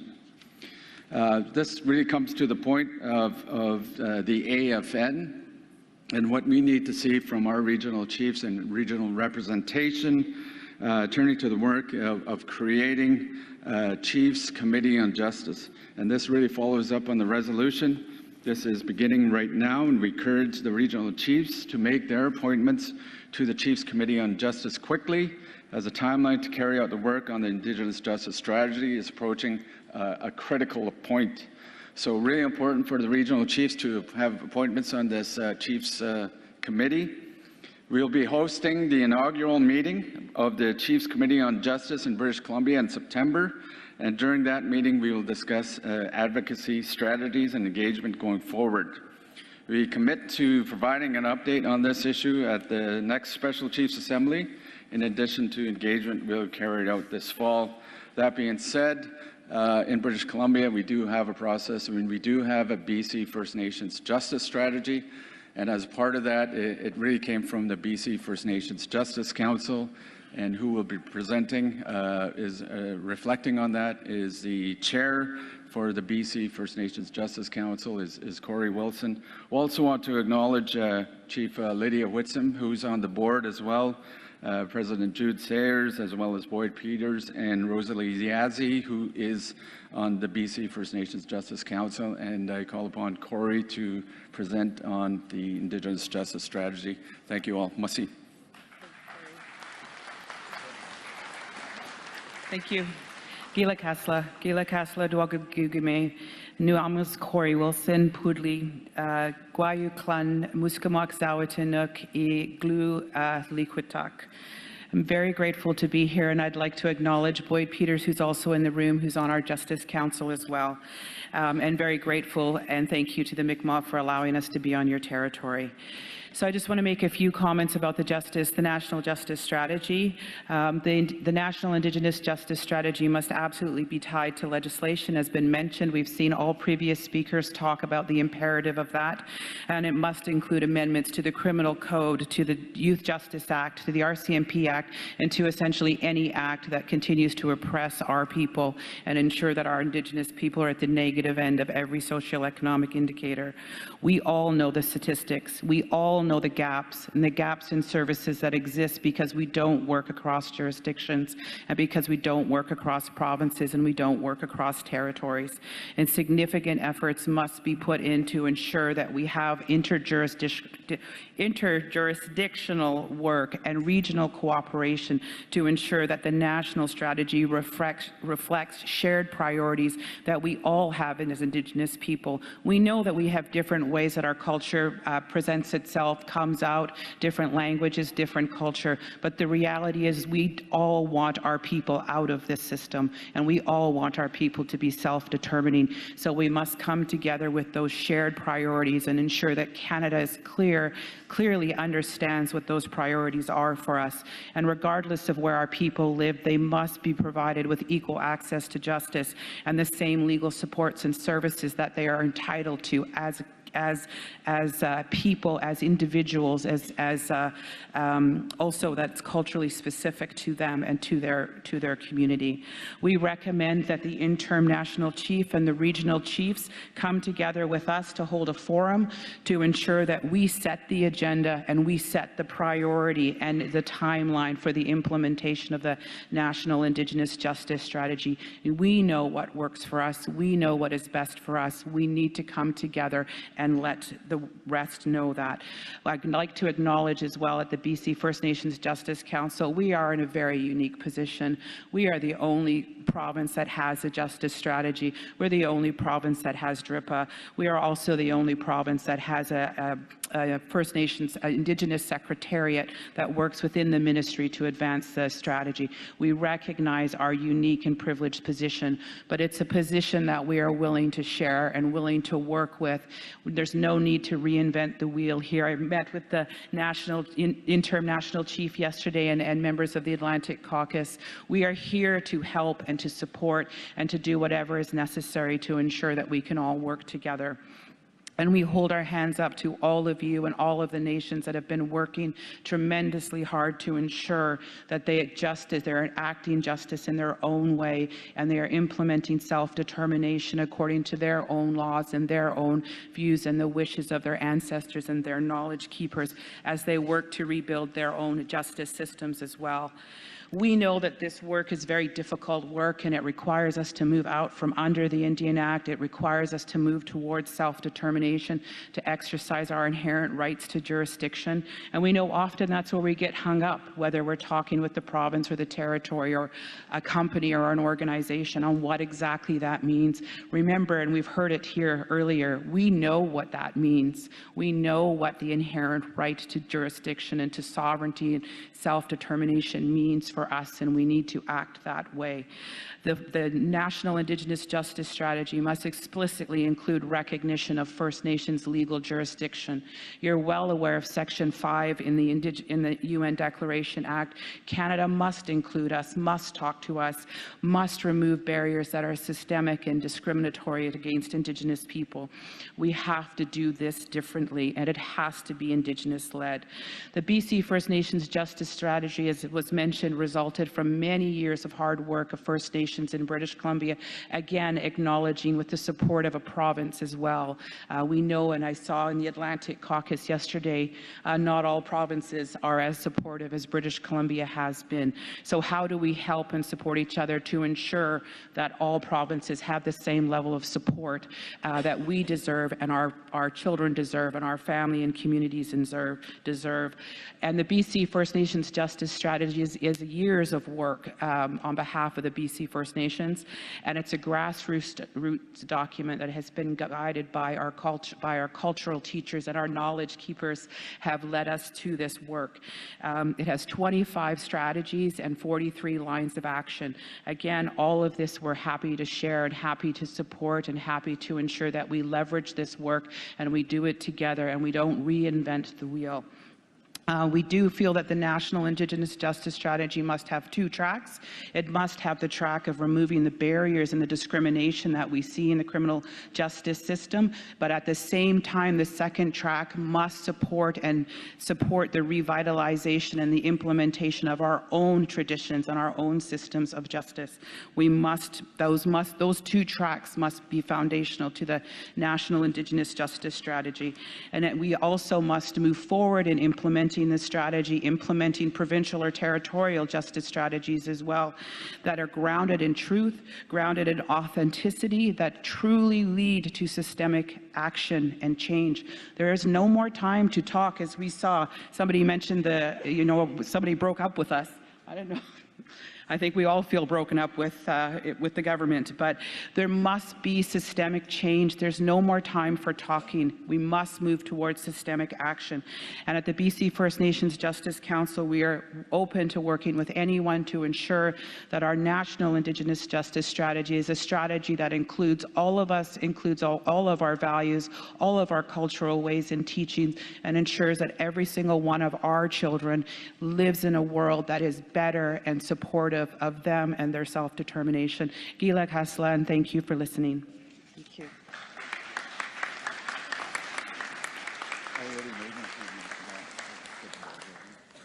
Just one last thing. I just want to get the ball rolling on this Chiefs Committee on Justice and why it's so important, and compel the regional chiefs, as well as you chiefs out there, that we need an appointment to this Chiefs Committee on Justice. I just want to acknowledge Wamish. Raise your hand. He's my appointment on the Chiefs Committee on Justice. You need some others out there to be a part of this Chiefs Committee, so let's get it going. It's really important. We're running out of time. So thank you. Masi.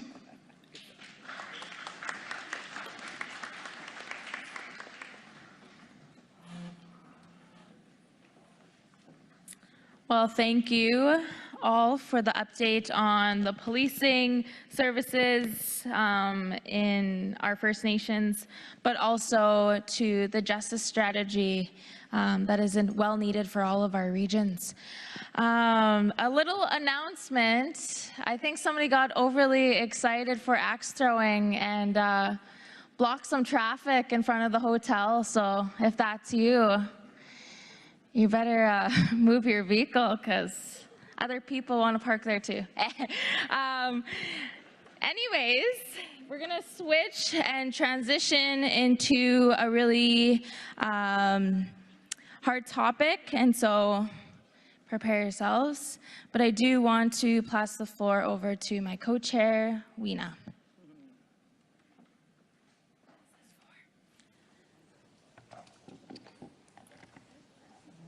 Merci beaucoup, Chimigwich, Haley. Thank you, Chimigwich, Haley.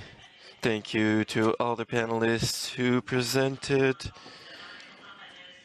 an important panel on First Nations police services and on the justice strategy. Justice is the basis of advancement and protection of our rights and our interests as members of First Nations and as First Nations governments. Very important. I'm now here in front of you to introduce the next panel.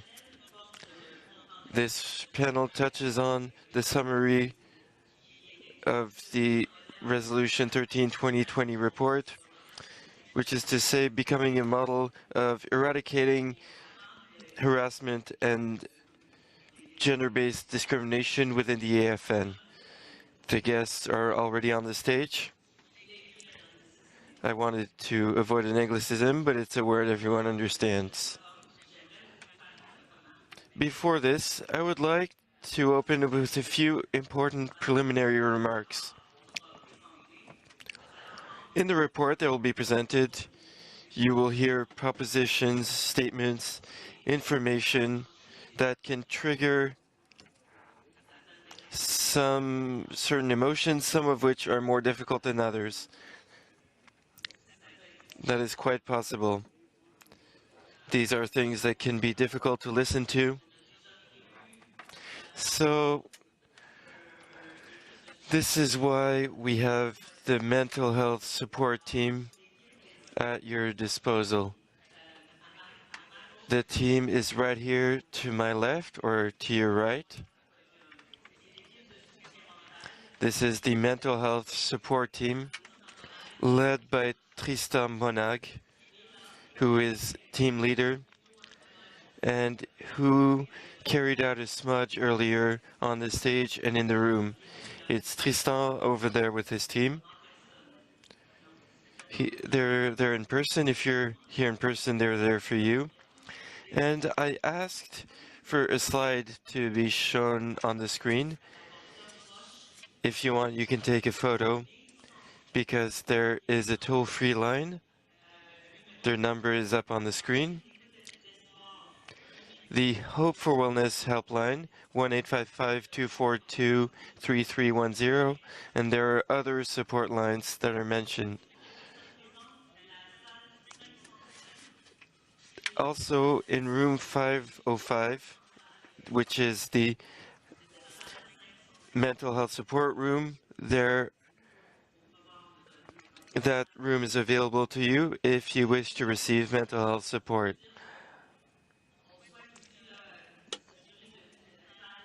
We want to ensure that within the room, our minds, our spirits will be purified during this important panel, this important report. But we all know that sometimes important information can be difficult. It's not our first rodeo, as it were. Just in a few seconds for one speaker. So this being said, there will be a smudge carried out in the room, and I'm being told that this smudge will be available all day. It will be done in front or next to the stage, I'm not quite certain. Now, before presenting the guests, the panelists, for Resolution 13/2020,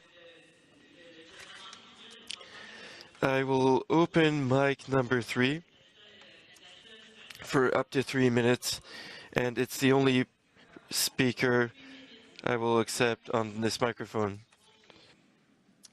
Willie Spudswell, Winnie, thank you very much. If we can just maybe have that helpline to the MMIWG 2S+, please.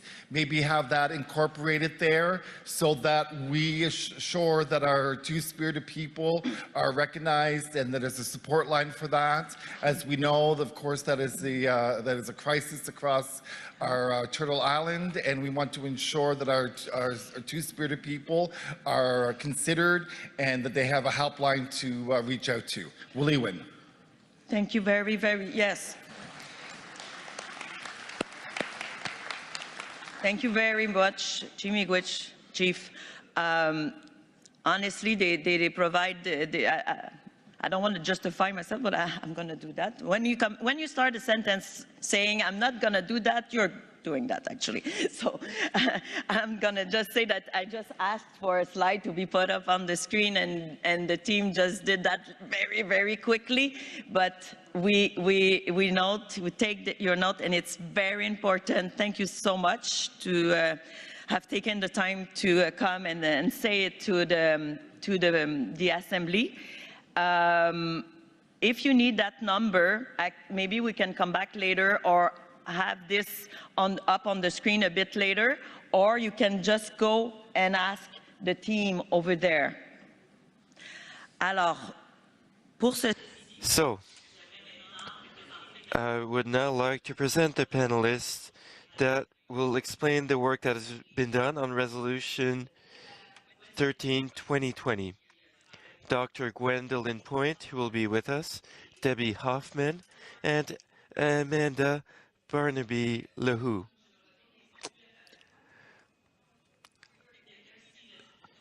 I didn't see them. I thought they left the stage. So thank you so much. And I'll see you later after the report. On that, I will now turn the floor over to Dr. Gwendolyn Point. Yes. Miigwech.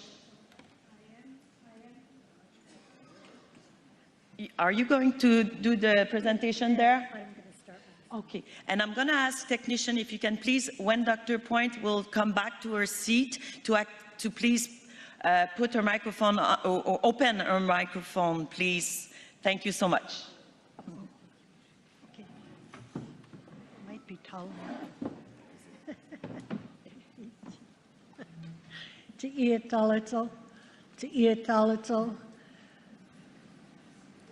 It was important to us, and certainly important to myself, to start. And we've been guided, and we've been prayerful. So I'd like to start with a song that has helped my family throughout the years, especially when we were troubled and struggling. And this song came to my husband and to our family and helped us. So this is what I've been using throughout this work that we've been doing.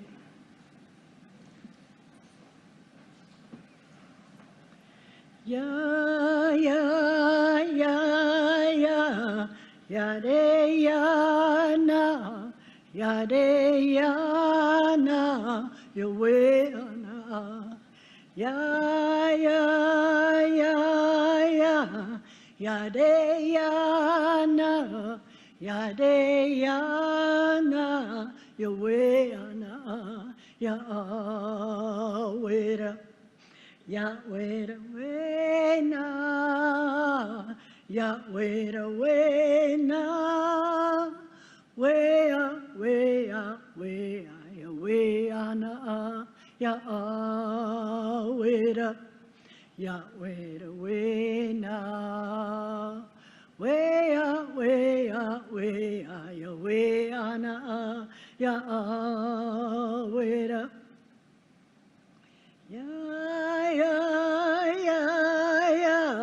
ya de ya na, ya de ya na, ya we na. Ya, ya, ya, ya, ya, de, ya, na, ya, de, ya, na, ya, we, na, ya,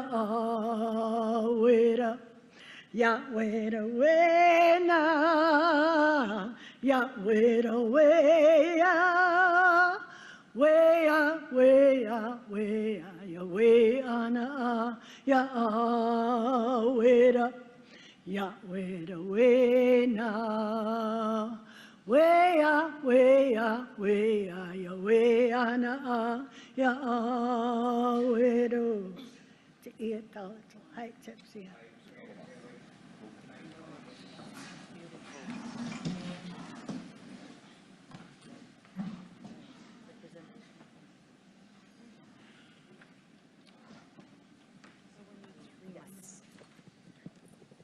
And we will need a beautiful song, Miigwech, Dr. Point. We will need to have, I see the presentation, I'm very tall now. I see the presentation up on the screen in front of me, but we would, okay, we have this. Thank you so much, very much. So over to you.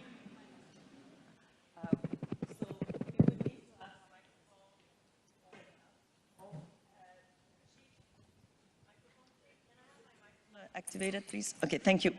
I'm going to ask panelist Dr. Point if she's okay to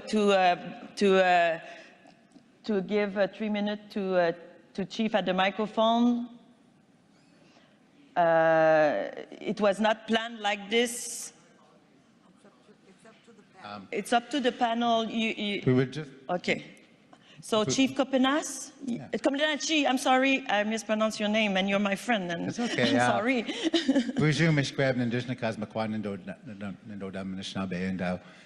I really apologize for interrupting.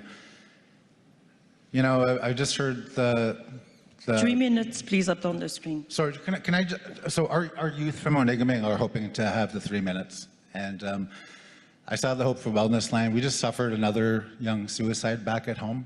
I know that there's a lot of people back home watching. I really apologize. I know this is important. I just thought this was the best point for our young people just to speak about the young loss that we faced back home. You know, I struggle again with not being at home fighting for our people. And our young people here just want to be able to have a voice about, again, the loss that's taken home. Again, just 3 minutes for them, if that's okay. Thank you.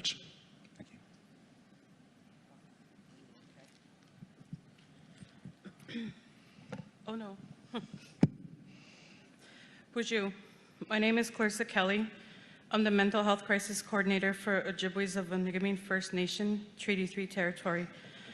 I'm here today to talk on behalf of these young ladies with us today, Andrea, Latasha, Cheyenne. Our trip here was to be an experience to the AFN, quickly turned into grief of losing a community member, a young Anishinaabe close to their age. Our community is in crisis and has been state of emergency for so long. Living in grief for many years, it's like responding like robots nowadays. Sadly, my crisis team knows how to handle these types of situations because it's been too many we have to respond to. Our crisis team, community members, our whole community is burnt out. We had clusters of deaths in our community from illness, sudden losses. It's impacting everyone. How can we support each other when we are trying to stay alive? How many youth have to shed tears? How many youth have to bury their friends who they're supposed to grow old with? Parents, grandparents, bury their children due to neglect of healthcare services. It's not all addiction-related deaths. We are resilient and strong and will continue to empower our community to be leaders, but we should not have to fight so hard to have basic needs met. How many cries before someone hears us? Our youth 16 to 18 years old are falling through the cracks as they seem forced to be making adult life choices when they are just kids. Since Monday, I have never seen such a ripple effect. Our crisis team has been getting calls nonstop. Our community needs help now. Remember, community wellness comes from community development, adequate housing, access to education and healthcare, and employment. It's not just about mental health services, and it needs to consider all life ages. The government needs to commit to community development. Enough of Band-Aid solutions. Miigwech.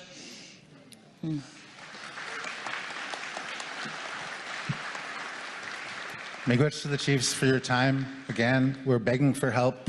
We're begging for help back in the Ojibways of Onigaming. We're begging the Assembly of First Nations. We're begging the chiefs of Ontario the same way we're begging Ontario and Canada. We need your help desperately. Kachim Miigwech. Thank you very much. Just one last big round of applause for our young people here. Yes. Thank you so much.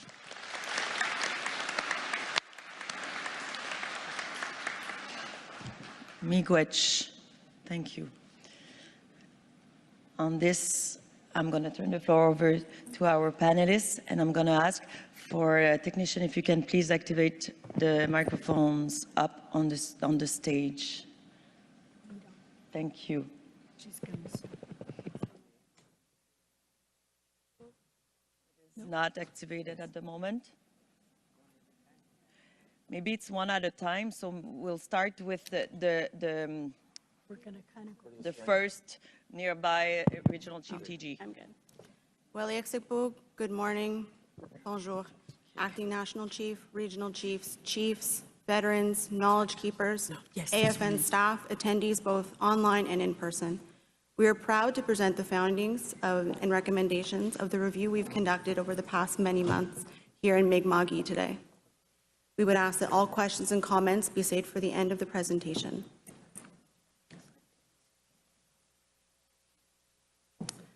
I would like now to ask our knowledge keeper, Dr. Gwendolyn Point, followed by Debbie Hoffman, to do some introductions.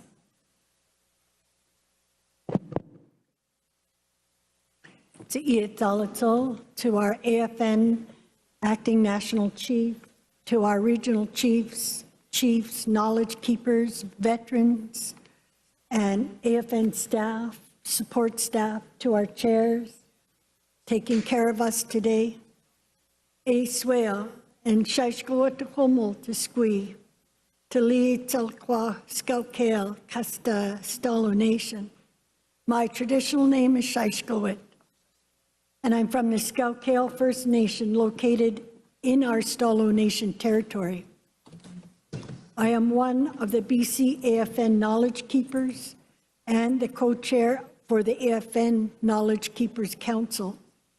I was appointed by the AFN Knowledge Keepers to the AFN Resolution 13 panel that I've been privileged to work with both Debbie Hoffman and Amanda Barnaby. I also want to acknowledge and thank the Mi'kmaq for allowing us to gather to do this work. The ATIs, Kacha, on their sacred grounds. To Iathalito. Debbie.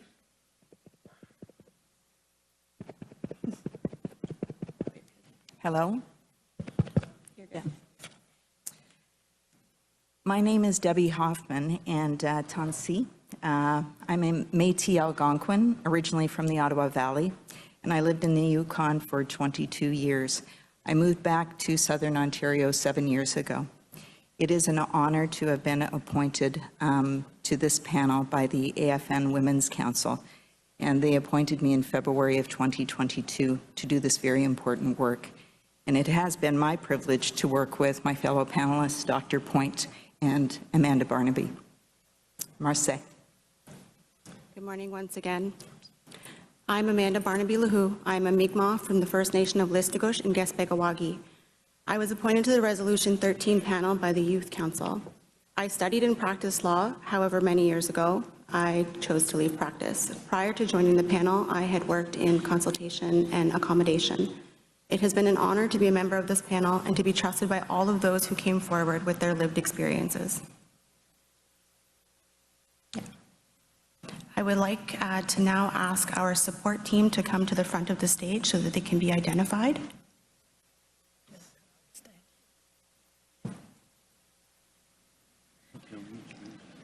We welcome you to come and join us in front of the stage. Please.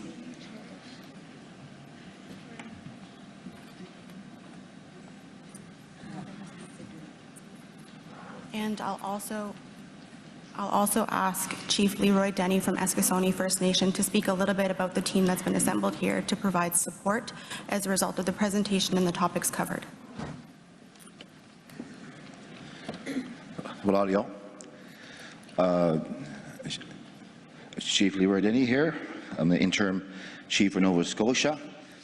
I was given directed by the national chief and the executive to assemble a crisis team. So I reached out to my staffers here in Eskasoni for cultural and mental health supports. So I just want to commend our health director in Eskasoni, along with Carly Francis, also Angeline Denny, our mental health director, along with Jenna McKay, health director for Pictou, and Ed Purley, Elder Ed Purley, for organizing this team swiftly. So I was given a mandate to reach out and able to assemble the team within 24 hours. So thank you to my staff from Eskasoni Crisis Team, that my council and I, where my councillors are in the audience, provided that service. Also the Union of Nova Scotia Mi'kmaq Mental Wellness Team and Confederacy of Mainland Mi'kmaq Mental Wellness Team, and also from New Brunswick, the Wampum CISM team. There's over 20 cultural and mental health supports that assembled, and they came here swiftly, quickly, and which I was given a mandate from the national chief and executive to assemble. Walalio. Walalio.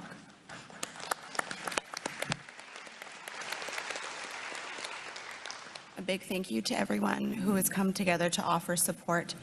For the AFN staff, Tristan will be in room 505 to offer support. For anyone else who may be needing support, you can find that in room 103. And if you need off-site assistance, you can reach out to the phone numbers that are on the slide.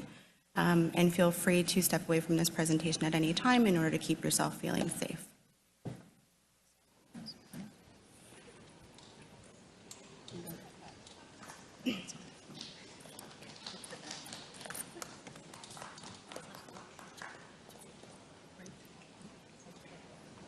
In December of 2020, Chiefs in Assembly passed Resolution 13 entitled Becoming a Role Model in Ending Sexual Orientation and Gender-Based Discrimination within the AFN.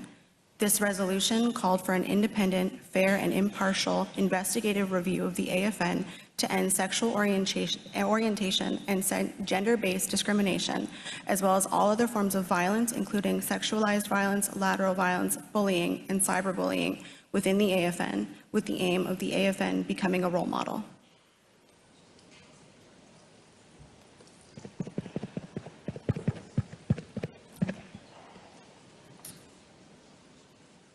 So the panel started information gathering, and we also needed people to know that we existed. So we set up a website, confidential email address that was only monitored by the three of us, email campaigns to chiefs, to staff members, widely distributed. We advertised on social media to tell people about our presence, and also on the AFN website. We conducted a survey, and we held 5 information sessions. We received some written submissions. We conducted one-on-one interviews, and we have survey results as well that form the basis for our report. We reviewed internal AFN documents, the charter, bylaws, human resources manual, executive code of conduct, and ethics. And finally, once we had written our report, we had it reviewed by 3 experts: Métis Cree trauma-informed lawyer Myrna McCallum, employment and human rights lawyer Bay Riley, and social justice lawyer and policy consultant Faye Faraday. All reviewed our report prior to it being released. And it will be released following our presentation this morning. It will be on our AFN Resolution 13 website, accessible by everyone.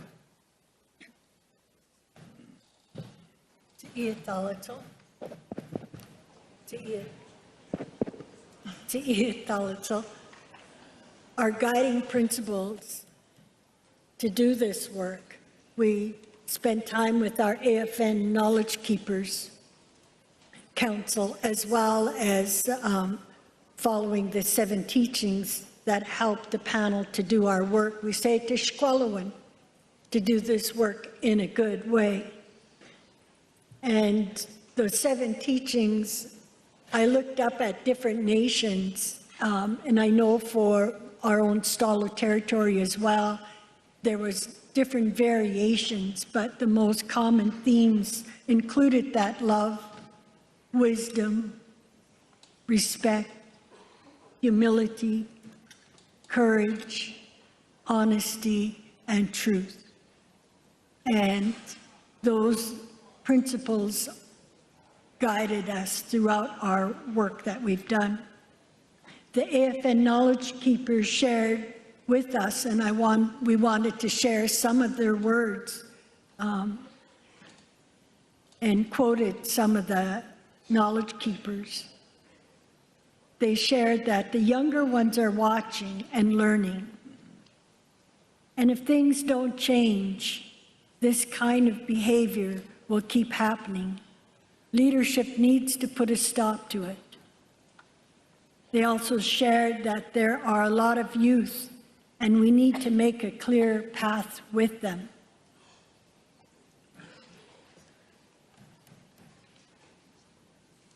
Others shared, when some people get into power, some of them abuse it. Women need to speak up louder, and we men need to back them up. Now is the time. As well, the chiefs are our role models, and they need to be gentle and kind. One of the Knowledge Keepers suggested that a circle can be used to address some of the concerns, that there's different ways to return to our traditional ways of taking care of one another, and that the circle can be used for that work. She said, when we come together in a circle, everyone has something to say and has a voice to talk about it and to stop the violence. And it is important to return to our traditional ways. Another elder shared, be honest with each other. Treat people the way you want to be treated.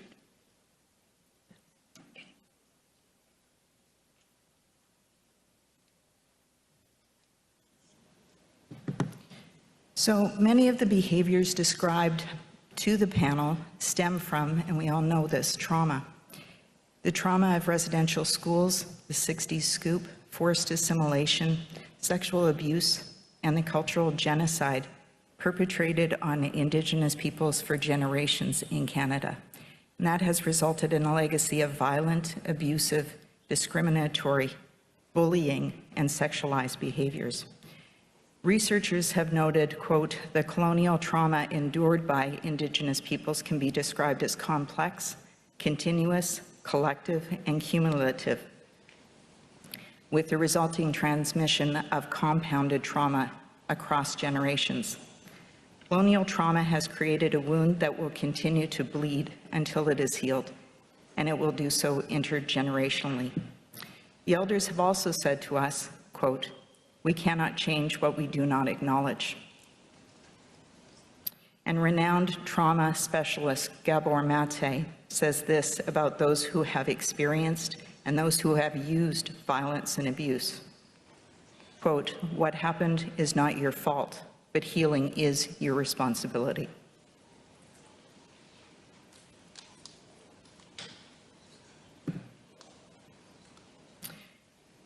There are some findings and dominant themes that became prevalent as we interviewed people and as we wrote the report. So those dominant themes are sexual misconduct and predatory practices. And within that dominant theme fall the following sub-themes: normalizing or minimizing bad behavior, abuse of power, position, authority, and technology, such as sending text messages at events like these that are very suggestive, or Facebook messages, reaching out to people on social media when there is a disparity of power or a power imbalance, use of suggestive body language, comments, and tone, invasion of personal space, and unwelcome touching.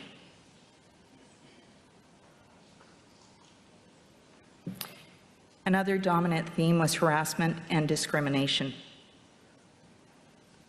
I will provide a few of the examples reported to us, and then Dr. Point will carry on with a few additional examples. Employees bullied by coworkers who are at the same job level or by their supervisors. Employees working AFN events such as this subjected to abusive comments. The panel heard comments such as, quote, "Some people have the power to make or break your career." The panel heard stories of the invasion of personal space by elders, leaders, and other employees, such as shaking and holding hands too long, pulling a person into an unwanted hug and not wanting to let go, touching someone's hair without consent or permission, or the small of their back, putting a hand on someone's knee or leg and rubbing it, kissing someone on the cheek or lips without their consent, making sexualized comments, including comments about clothing.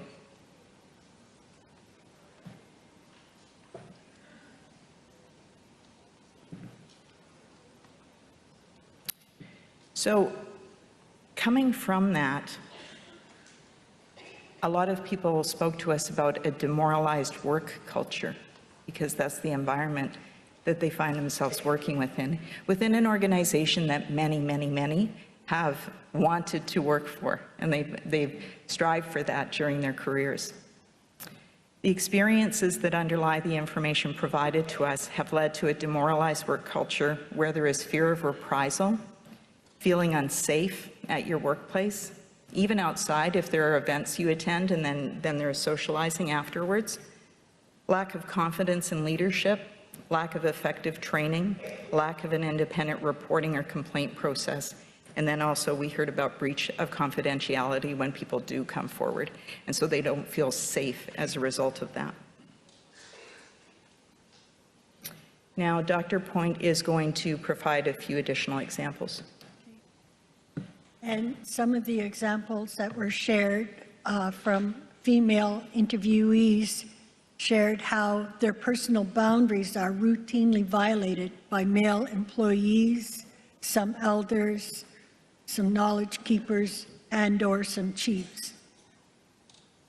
Female employees and some leaders have shared information with each other about men who are unsafe to be around.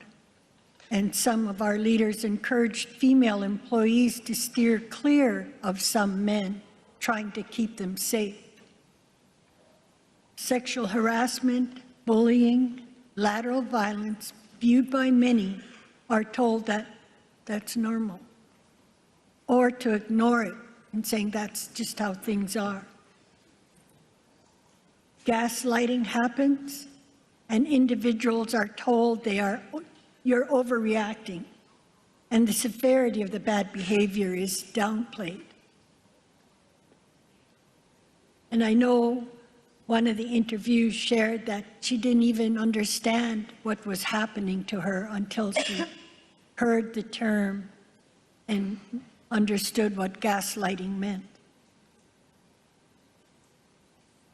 Sexualized and suggestive comments, unwanted and unwelcome touching, and bullying at the hands of some elders and knowledge keepers who know they are protected by their own position and by others who are in positions of power, made those impacted feel helpless and unheard.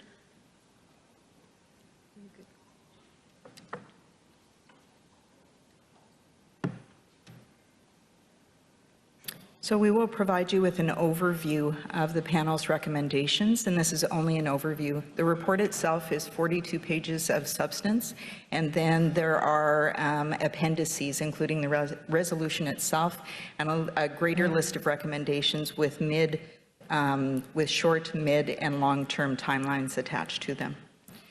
So we do have recommendations related to the documents that we provided an overview of it is in the report where we provided the overview, and there are many wording changes that we're suggesting to those documents. AFN documents contain very basic definitions of harassment, discrimination, and violence, but we provide specific recommendations for each document. We also expand the definitions to include things like microaggressions, cyberbullying, lateral violence, misogyny, and discrimination based on gender expression, sexual orientation, including homophobia, biphobia, queerphobia, and transphobia.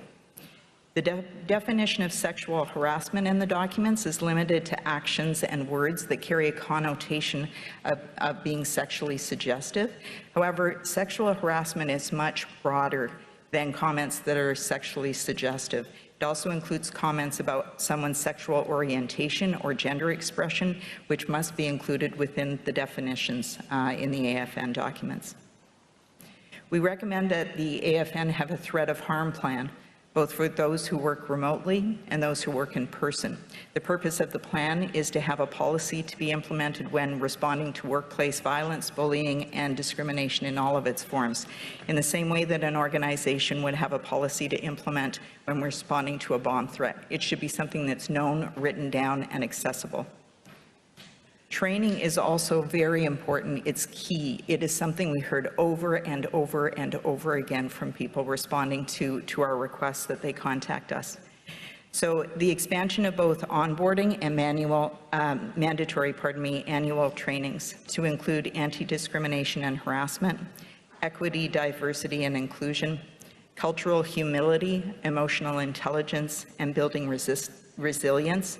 Also psychological safety, which is so crucial. Trauma-informed leadership and governance, and the healing of complex PTSD, intergenerational trauma, and institutional trauma through ceremony. For AFN events, training and oversight for the people who are working the events so that they know how to identify and also deal with problematic behavior, so that you are setting people up when they work these events for success because they know what is expected of them, they know what to do, and they also know they'll be supported by a zero tolerance policy. So harassment, bullying, lateral violence, sending suggestive texts and messages, and discrimination at events. If any of those things happen, there is removal. All individuals who register for an event, we recommend that each individual must sign a document that they know about the policy and they know they will be removed for breach of that policy. We recommend banners and posters and also verbal reminders of the zero tolerance policy throughout the event.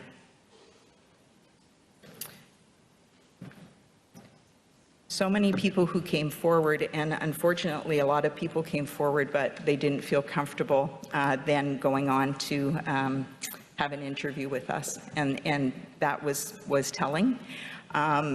They initially had the courage to come forward and tell us a little bit, but when we requested an interview, they just couldn't go any further. So many people said they need an independent office to report to, something that is outside of the AFN structure, and it's important to have something that is outside the AFN structure for transparency and accountability. So not only for complaints, so you can report complaints or report incidents to this office, but also to establish metrics to measure diversity and inclusion efforts and success rates, meaningful exit interviews, two-way performance reviews, tracking turnover rates, and assisting in succession planning. Also, we heard about non-disclosure agreements, and so we put the recommendation into our report that historically non-disclosure agreements have been used to silence those who come forward to report how they have been harmed. And so non-disclosure agreements are really rooted in power imbalance, and their use at the AFN must be eliminated. This recommendation is in line with current best practices. We also recommend incorporating Indigenous culture, and Dr. Point has spoken about that, and she'll speak more about that. But the use of ceremony not only at assembly, but having it part of everyday life. Ceremony, traditional wisdom, and the 7 teachings will assist in revitalizing the AFN's Indigenous culture, encouraging use of circles, talking feathers, sage, sweetgrass, and water to cleanse, drumming, prayer, and song. And we heard this recommendation from a few different sources, including the Knowledge Keepers Council, designating an elder in residence to provide presence, guidance, and to share knowledge and wisdom. For the independent office as well, incorporating Indigenous culture and ceremony into that independent office so that it's not just another colonial construct. It's very important that it be a reflection of the people whom it serves. And then finally, before I turn it to Dr. Point again, creating a trauma-informed workplace, prioritizing psychological and physical safety, access to supports, promoting trust, transparency, and respect, minimizing risk of re-traumatization, engaging with empathy, offering accommodation to people, and teaching individuals how to set and respect personal boundaries, which is very, very important to psychological and personal safety. One of our other recommendations is decolonizing the AFN. Dr. Point will speak to that. Thank you. It was shared that AFN is structured in a very colonial way. And we heard examples of misogyny, homophobia, transphobia, biphobia. We heard about the disrespect and the dishonesty, discrimination, and about the lateral and sexual violence, the bullying and the harassment, and these examples do not form any part of who we are as a people. Many nations at one time were matrilineal, and some, like my First Nations in Stalo territory, are returning to their traditional matrilineal ways. And I know others are as well, many nations are. And I really believe that's a way to take care of a lot of the hurt and the pain. There needs to be an obligation to uphold the women instead of facilitating their internalized oppression by systemically undermining and belittling them and making them feel unworthy. And the notion of repair is so important, and the notion of decolonizing is so important. That there can be a design to be able to design an internal decolonized structure based on our values. There also needs, it's so important to put in place an independent and decolonized process for reporting and dealing with complaints. One where those that are coming forward feel safe. Integrating our Indigenous knowledge, teachings, and ceremony on all levels of the AFN. And we know that many of our people are disconnected from our traditions and our way of life through no fault of their own, whether they're part of the 60 Scoop or whether they don't have a place in our communities because of housing, they're displaced. We have a lot of families living in our Stolo territory from all over Canada, and we welcome them. We welcome them. And I've had young people come up and say, I don't know my traditions. I don't know my language. And I tell them, learn ours. You're in our territory, learn ours. And maybe one day you'll connect with yours. What we've learned in this process, that it must be trauma-informed, restorative justice facilitator. That process is so important. If you forget everything else we've said, that trauma-informed restorative justice facilitator process, as opposed to a mediator or a conflict resolution specialist. The trauma-informed honors those that have been impacted and creates a safe space for everyone. For everyone. And really important is the start of the process of repair for the harm that's been caused. And using a process, I was part of a process that was, I believe it was called our natural law or our laws, instead of the colonial laws and court system, where the person gets re-traumatized and nothing's done for months, maybe months and months, where a process of repair is started right away. The process for the repair for harm that was caused, the healing can begin. So the training is important to increase awareness, education, and knowledge. That notion of let's mat, let's thala, eta mat, eta thala, to shkwalawan, to bring our minds and our hearts together, to be all on the same page, to have all the same knowledge so that we can take care of one another. And I wanted to acknowledge Lita Bernard, if she's in the room. I spoke to her just before we came out, if you can stand up. And they're doing a lot of good work in their community. And she shared a way for our people to change the intergenerational trauma is to begin the journey to intergenerational wellness. Doesn't that sound hopeful?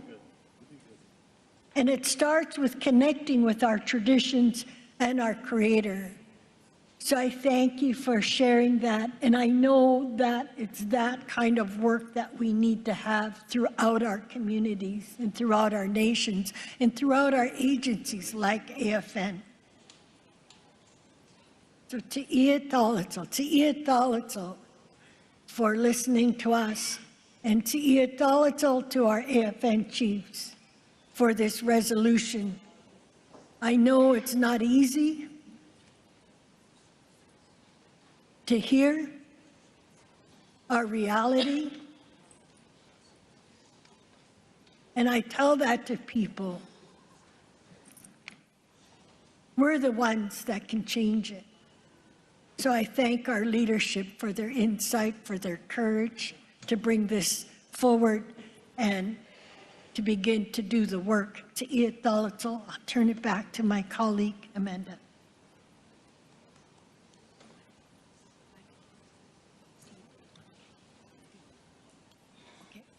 Okay. I have one more slide.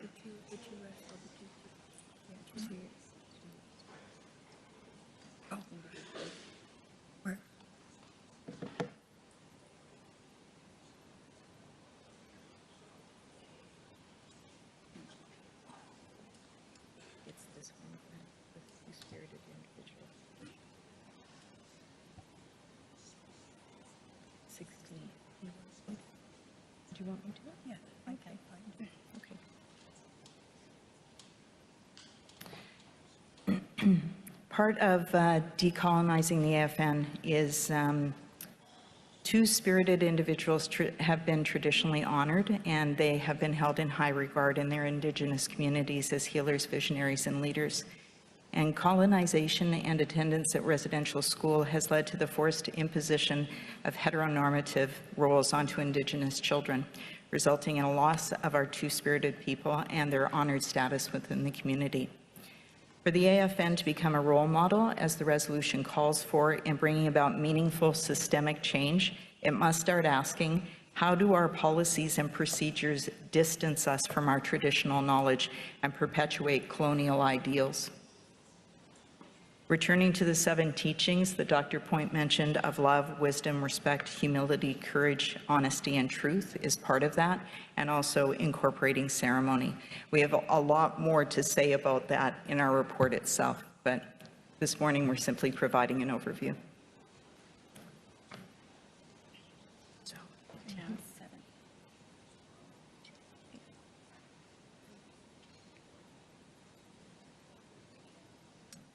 The panel would like to thank everyone who has come forward to share their lived experience with us. Your willingness to be vulnerable and your belief that the AFN can and must do better in providing a safer space for all is inspiring. It was our privilege to meet and to be trusted by you, and that this work would not have been possible without your courage. Walaliok, thank you, merci. We now welcome any questions or comments.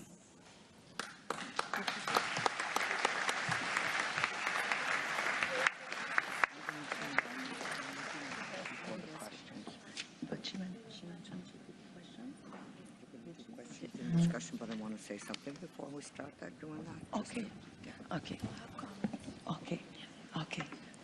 Chimigwich for your courage and strength to come and present what you had to say, to share to us today.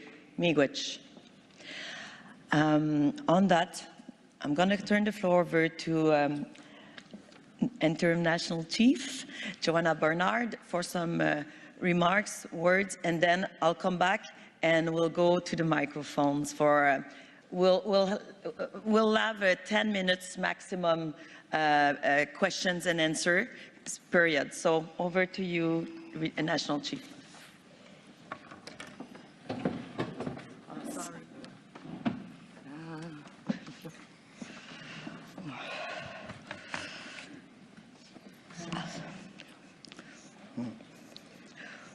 Thank you very much for your presentation. All that work was a long time coming. On behalf of the AFN and the AFN Secretariat Committee, Executive Committee, I want first to acknowledge and thank the brave people who came forward to share their truth. We are moved by their courage. We are deeply disturbed by what the panel has found. Our organizations must never condone hate, discrimination, or bullying on the basis of gender or sexual orientation. The AFN must be a safe place for all. There must be zero tolerance policies within the AFN. We pledge to ensure that happens, and we are already taking steps. For example, yesterday, our AFN co-chairs, acting on the point of order by a chief, took action to remove a participant who was violating the code of conduct for our meetings. But I acknowledge there is more work to do, and I assure the AFN will continue to take steps necessary to make these changes as recommended in this report. We thank you, the panel. We thank the panel for all their work on these issues.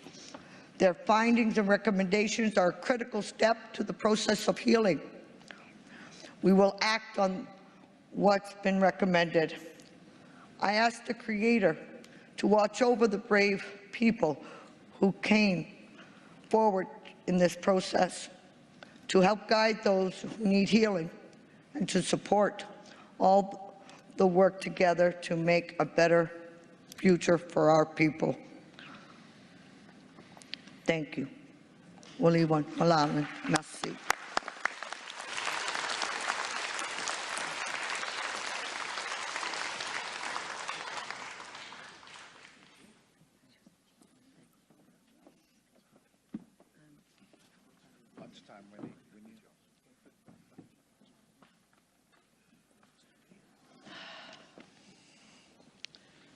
Miigwech, National Chief by interim.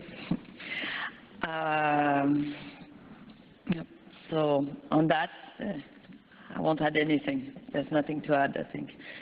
Just to hear you, it's very important. So the usual, as we mentioned a bit earlier, it seems like it was a week before, but yesterday we mentioned that we would always follow the same order. So I will go to microphone number 1, and I know that there's only one chief or proxy chief at the microphone number 1, and we're going to go then after at microphone number 2. So over to you, Chief. Thank you. Wache. My name is Annabette Yachni-Banashkam. I serve as a Deputy Grand Chief for Anishinaabe Nation, but today I am proxy for the First Nation of Sandy Lake. First of all, I want to acknowledge the leadership that supported the Resolution 13 and the work, and also the present AFN executive for supporting the work. And I also want to acknowledge the Youth Council, the Knowledge Keeper Council, and the Women's Council, and also our Two-Spirited Council as well for their participation, and everyone who contributed to this report. I know it was a very difficult task. And we mustn't just isolate this issue just with AFN, because we know that gender violence exists in almost every organization, both our First Nation organizations,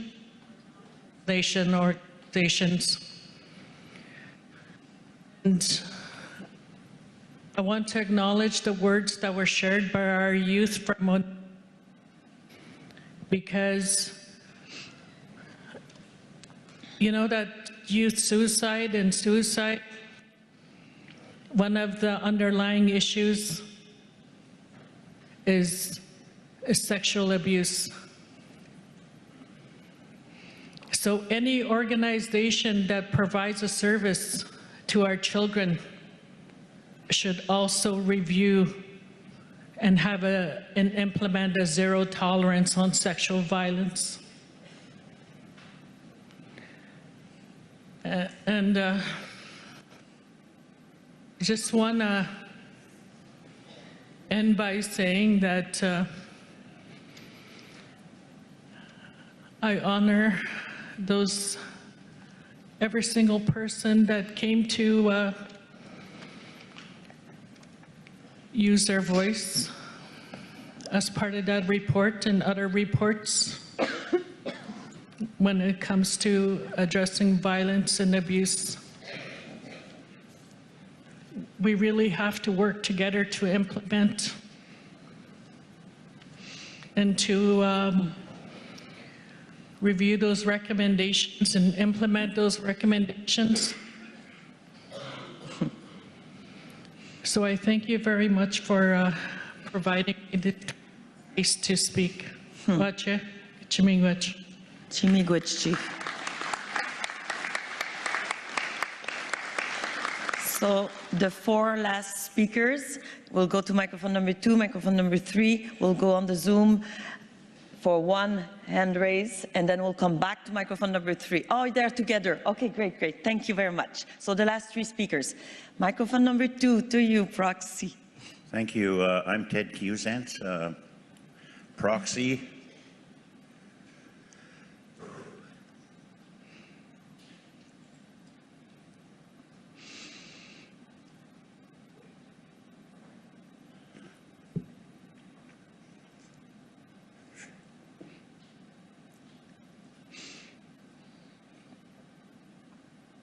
It's very, very sad what you hear, what was presented.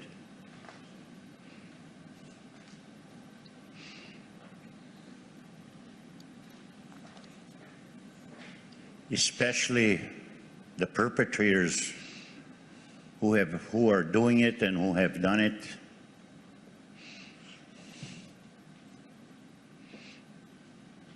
It just brings back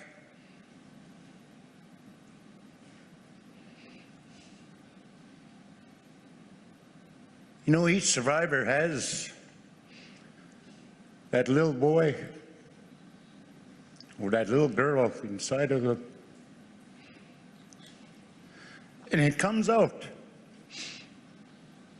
And it did come out before I come up here. I'm a very proud man of the AFN because I was a part of AFN right from 30 years ago, 35 years. And to hear this, it just shocks me. And this is what a hierarchy system does to us. When we flatten our hierarchy system to our cultural and traditional and our inherent rights process ways, we won't have this because there's equality with women, girls, boys, different genders. And all of us know what has to be done. Especially hearing elders, some elders done it, abused, some knowledge keepers. That's why we got to be very careful who we hire. Just because you're dressed like an Indian and you have braids and everything else, you're a knowledge keeper and you tell her you could do the job. You got to do your due diligence. You got to do the history of those people, where they come from. For the safety of our young women that work.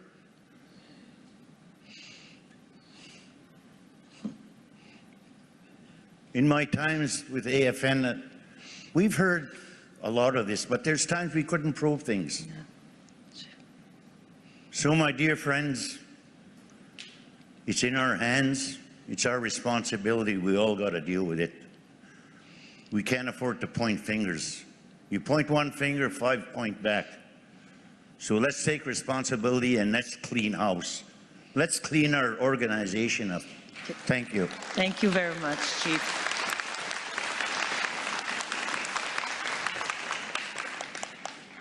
Microphone number 3, please.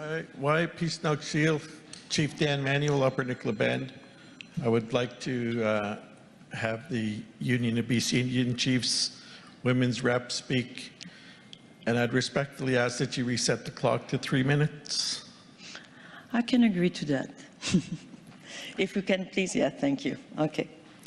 Hi, my name is Melissa Moses. I'm also first here as proxy for BC AFN Women's Rep Louisa Hoosty-Jones. I was traveling abroad for 17 years. The elders from the Nicola Valley called me back to teach self-defense to our First Nations women and girls. So that's the work that I've been doing. And our previous Women's Rep for the Union of BC Indian Chiefs, she made a comment once. She's like, I wish I could have done more in my term. And I was like, you did do a lot. You made it safe for me to work in this space.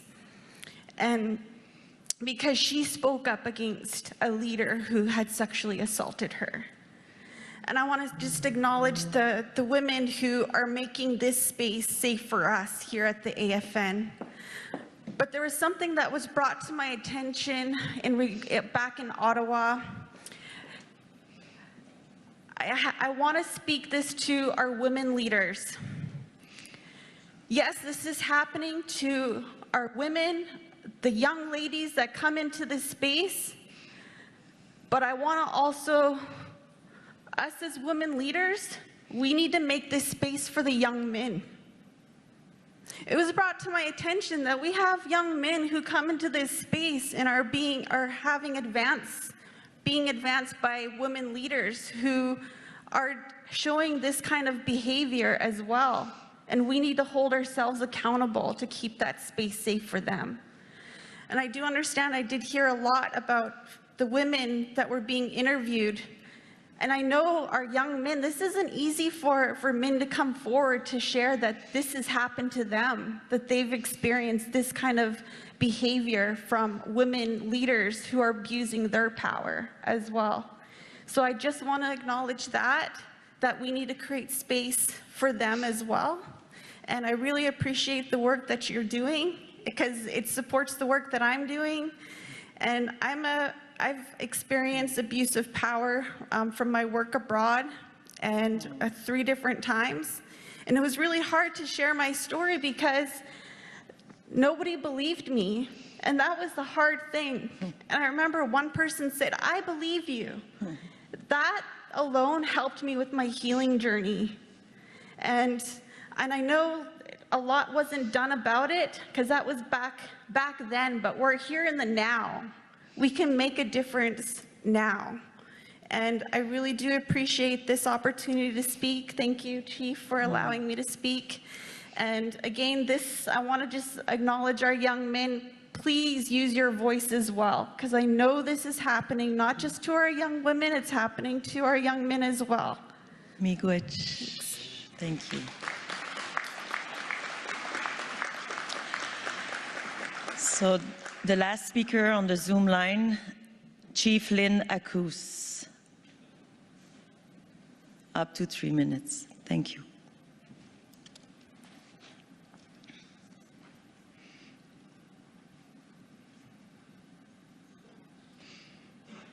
Good morning. Good morning to the Assembly. Thank you to the knowledge keepers who conducted ceremony for us this morning. And thank you from the bottom of my heart to the expert panel who created this report for us. And thanks to Councilor 2.5 years ago who introduced the resolution to the Assembly. I've asked for, I sent a request on the chat for a copy of the report, mainly because we need at the community level support in establishing these kinds of initiatives for, especially for women in our community. And I think that the AFN can go a step further and put some resources behind helping First Nations implement the calls for justice from the Missing and Murdered Indigenous Women and Girls and 2S final report. So I think that there's still a lot of work to be done. I am the first woman chief in my community. I fought very hard to reestablish our place as decision makers within our nation. And I won't get into details, but I have experienced everything from undermining, physical violence, verbal abuse. I could go on, but I want to say that my experience has taught me that that in order to create a safe space, we need expertise. We need clear guidelines for our First Nation to follow. I'm proud to say that this year, last weekend at our annual powwow celebration in Grand Entry, we included with the flags of our First Nation Treaty 4 and the Union Jack, we included the flag for Every Child Matters and the Pride flag in our Grand Entry, and I was very proud of us for that. I want to say that it begins at the top. And last week at the Assembly, I heard the interim national chief accuse the former national chief of bringing gender politics into the discussion. And I felt that my work was being gaslighted when I heard that. And so as a starting point, I think that I will ask for an apology from the interim national chief for her words on June 28th. Miigwech. Miigwech. Thank you, Chief.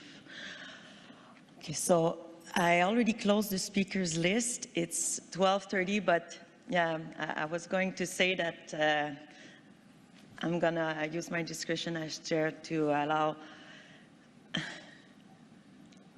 2 more. I would prefer to choose a women though, but okay. Chief, are you okay if we allow just 1 woman? Can I have your word that you're okay? You feel okay if we allow just 1 final woman. Point of order has to deal with the procedural issues, and I didn't hear a point of order yet. So I'm going to allow the final speaker, women final speaker. I already closed the speakers list, but I see that you're surrounded with people, and we want to hear you. 3 minutes, and after that we'll break for lunch. Hello, everyone. My name is Cecile Brass. I'm proxy for Oregon Jackery Band in BC, but I am a proud member of Peaksey's Cree Nation, Treaty 4 Territory, Saskatchewan. I'm going to breach my own confidentiality here. I am the woman that was assaulted here the other day. And I'm not saying that because I want to, I'm not angry. I just want, as the women who work here, we work, we do what we do. Because despite all of this, the work that we accomplish together is incredible. We change the world. And sometimes, maybe now, we realize we need to change ourselves and how we do business with each other. I want to say that I was supported 100% through the process, where the consequences for the individual were mine to define. And I'm so grateful. I've had other incidents happen to me here over the years, many.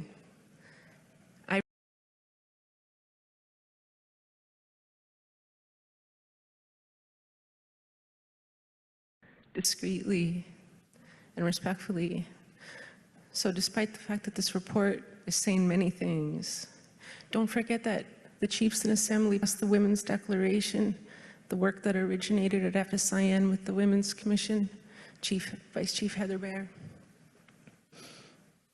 We have that here. That needs to be brought back to everyone's attention.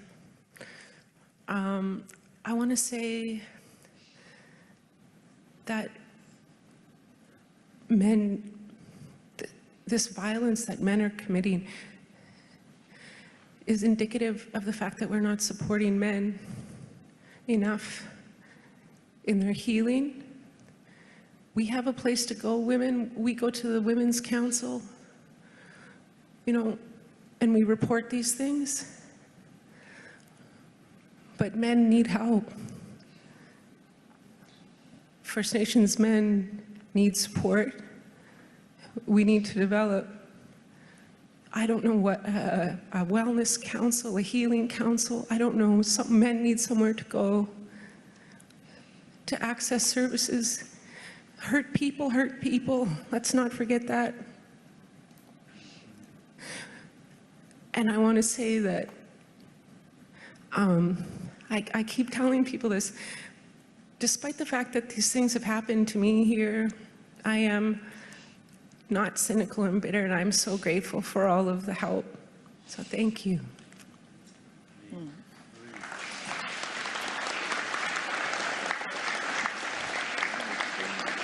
Miigwech, thank you very much for all that you came and shared with us. Very difficult, but needed. And I want to thank Chief that was at the microphone for your patience, for your comprehension and understanding. It's not easy. We need to break now for lunch, and I want to say some things. There's. You can go over it again online. Pardon?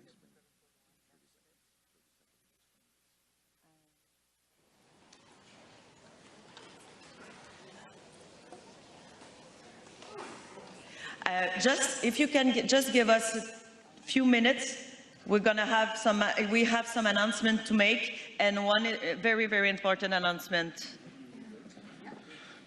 We have our support team here for today and tomorrow. We have a support team will be available in the ballroom, room 103 for the delegates, and for the AFN staff, room 505 with Tristan. Smudge, drum, and support will be available. We have for online, we have Escazone Crisis Line, and the number will be posted on the website and on here as well.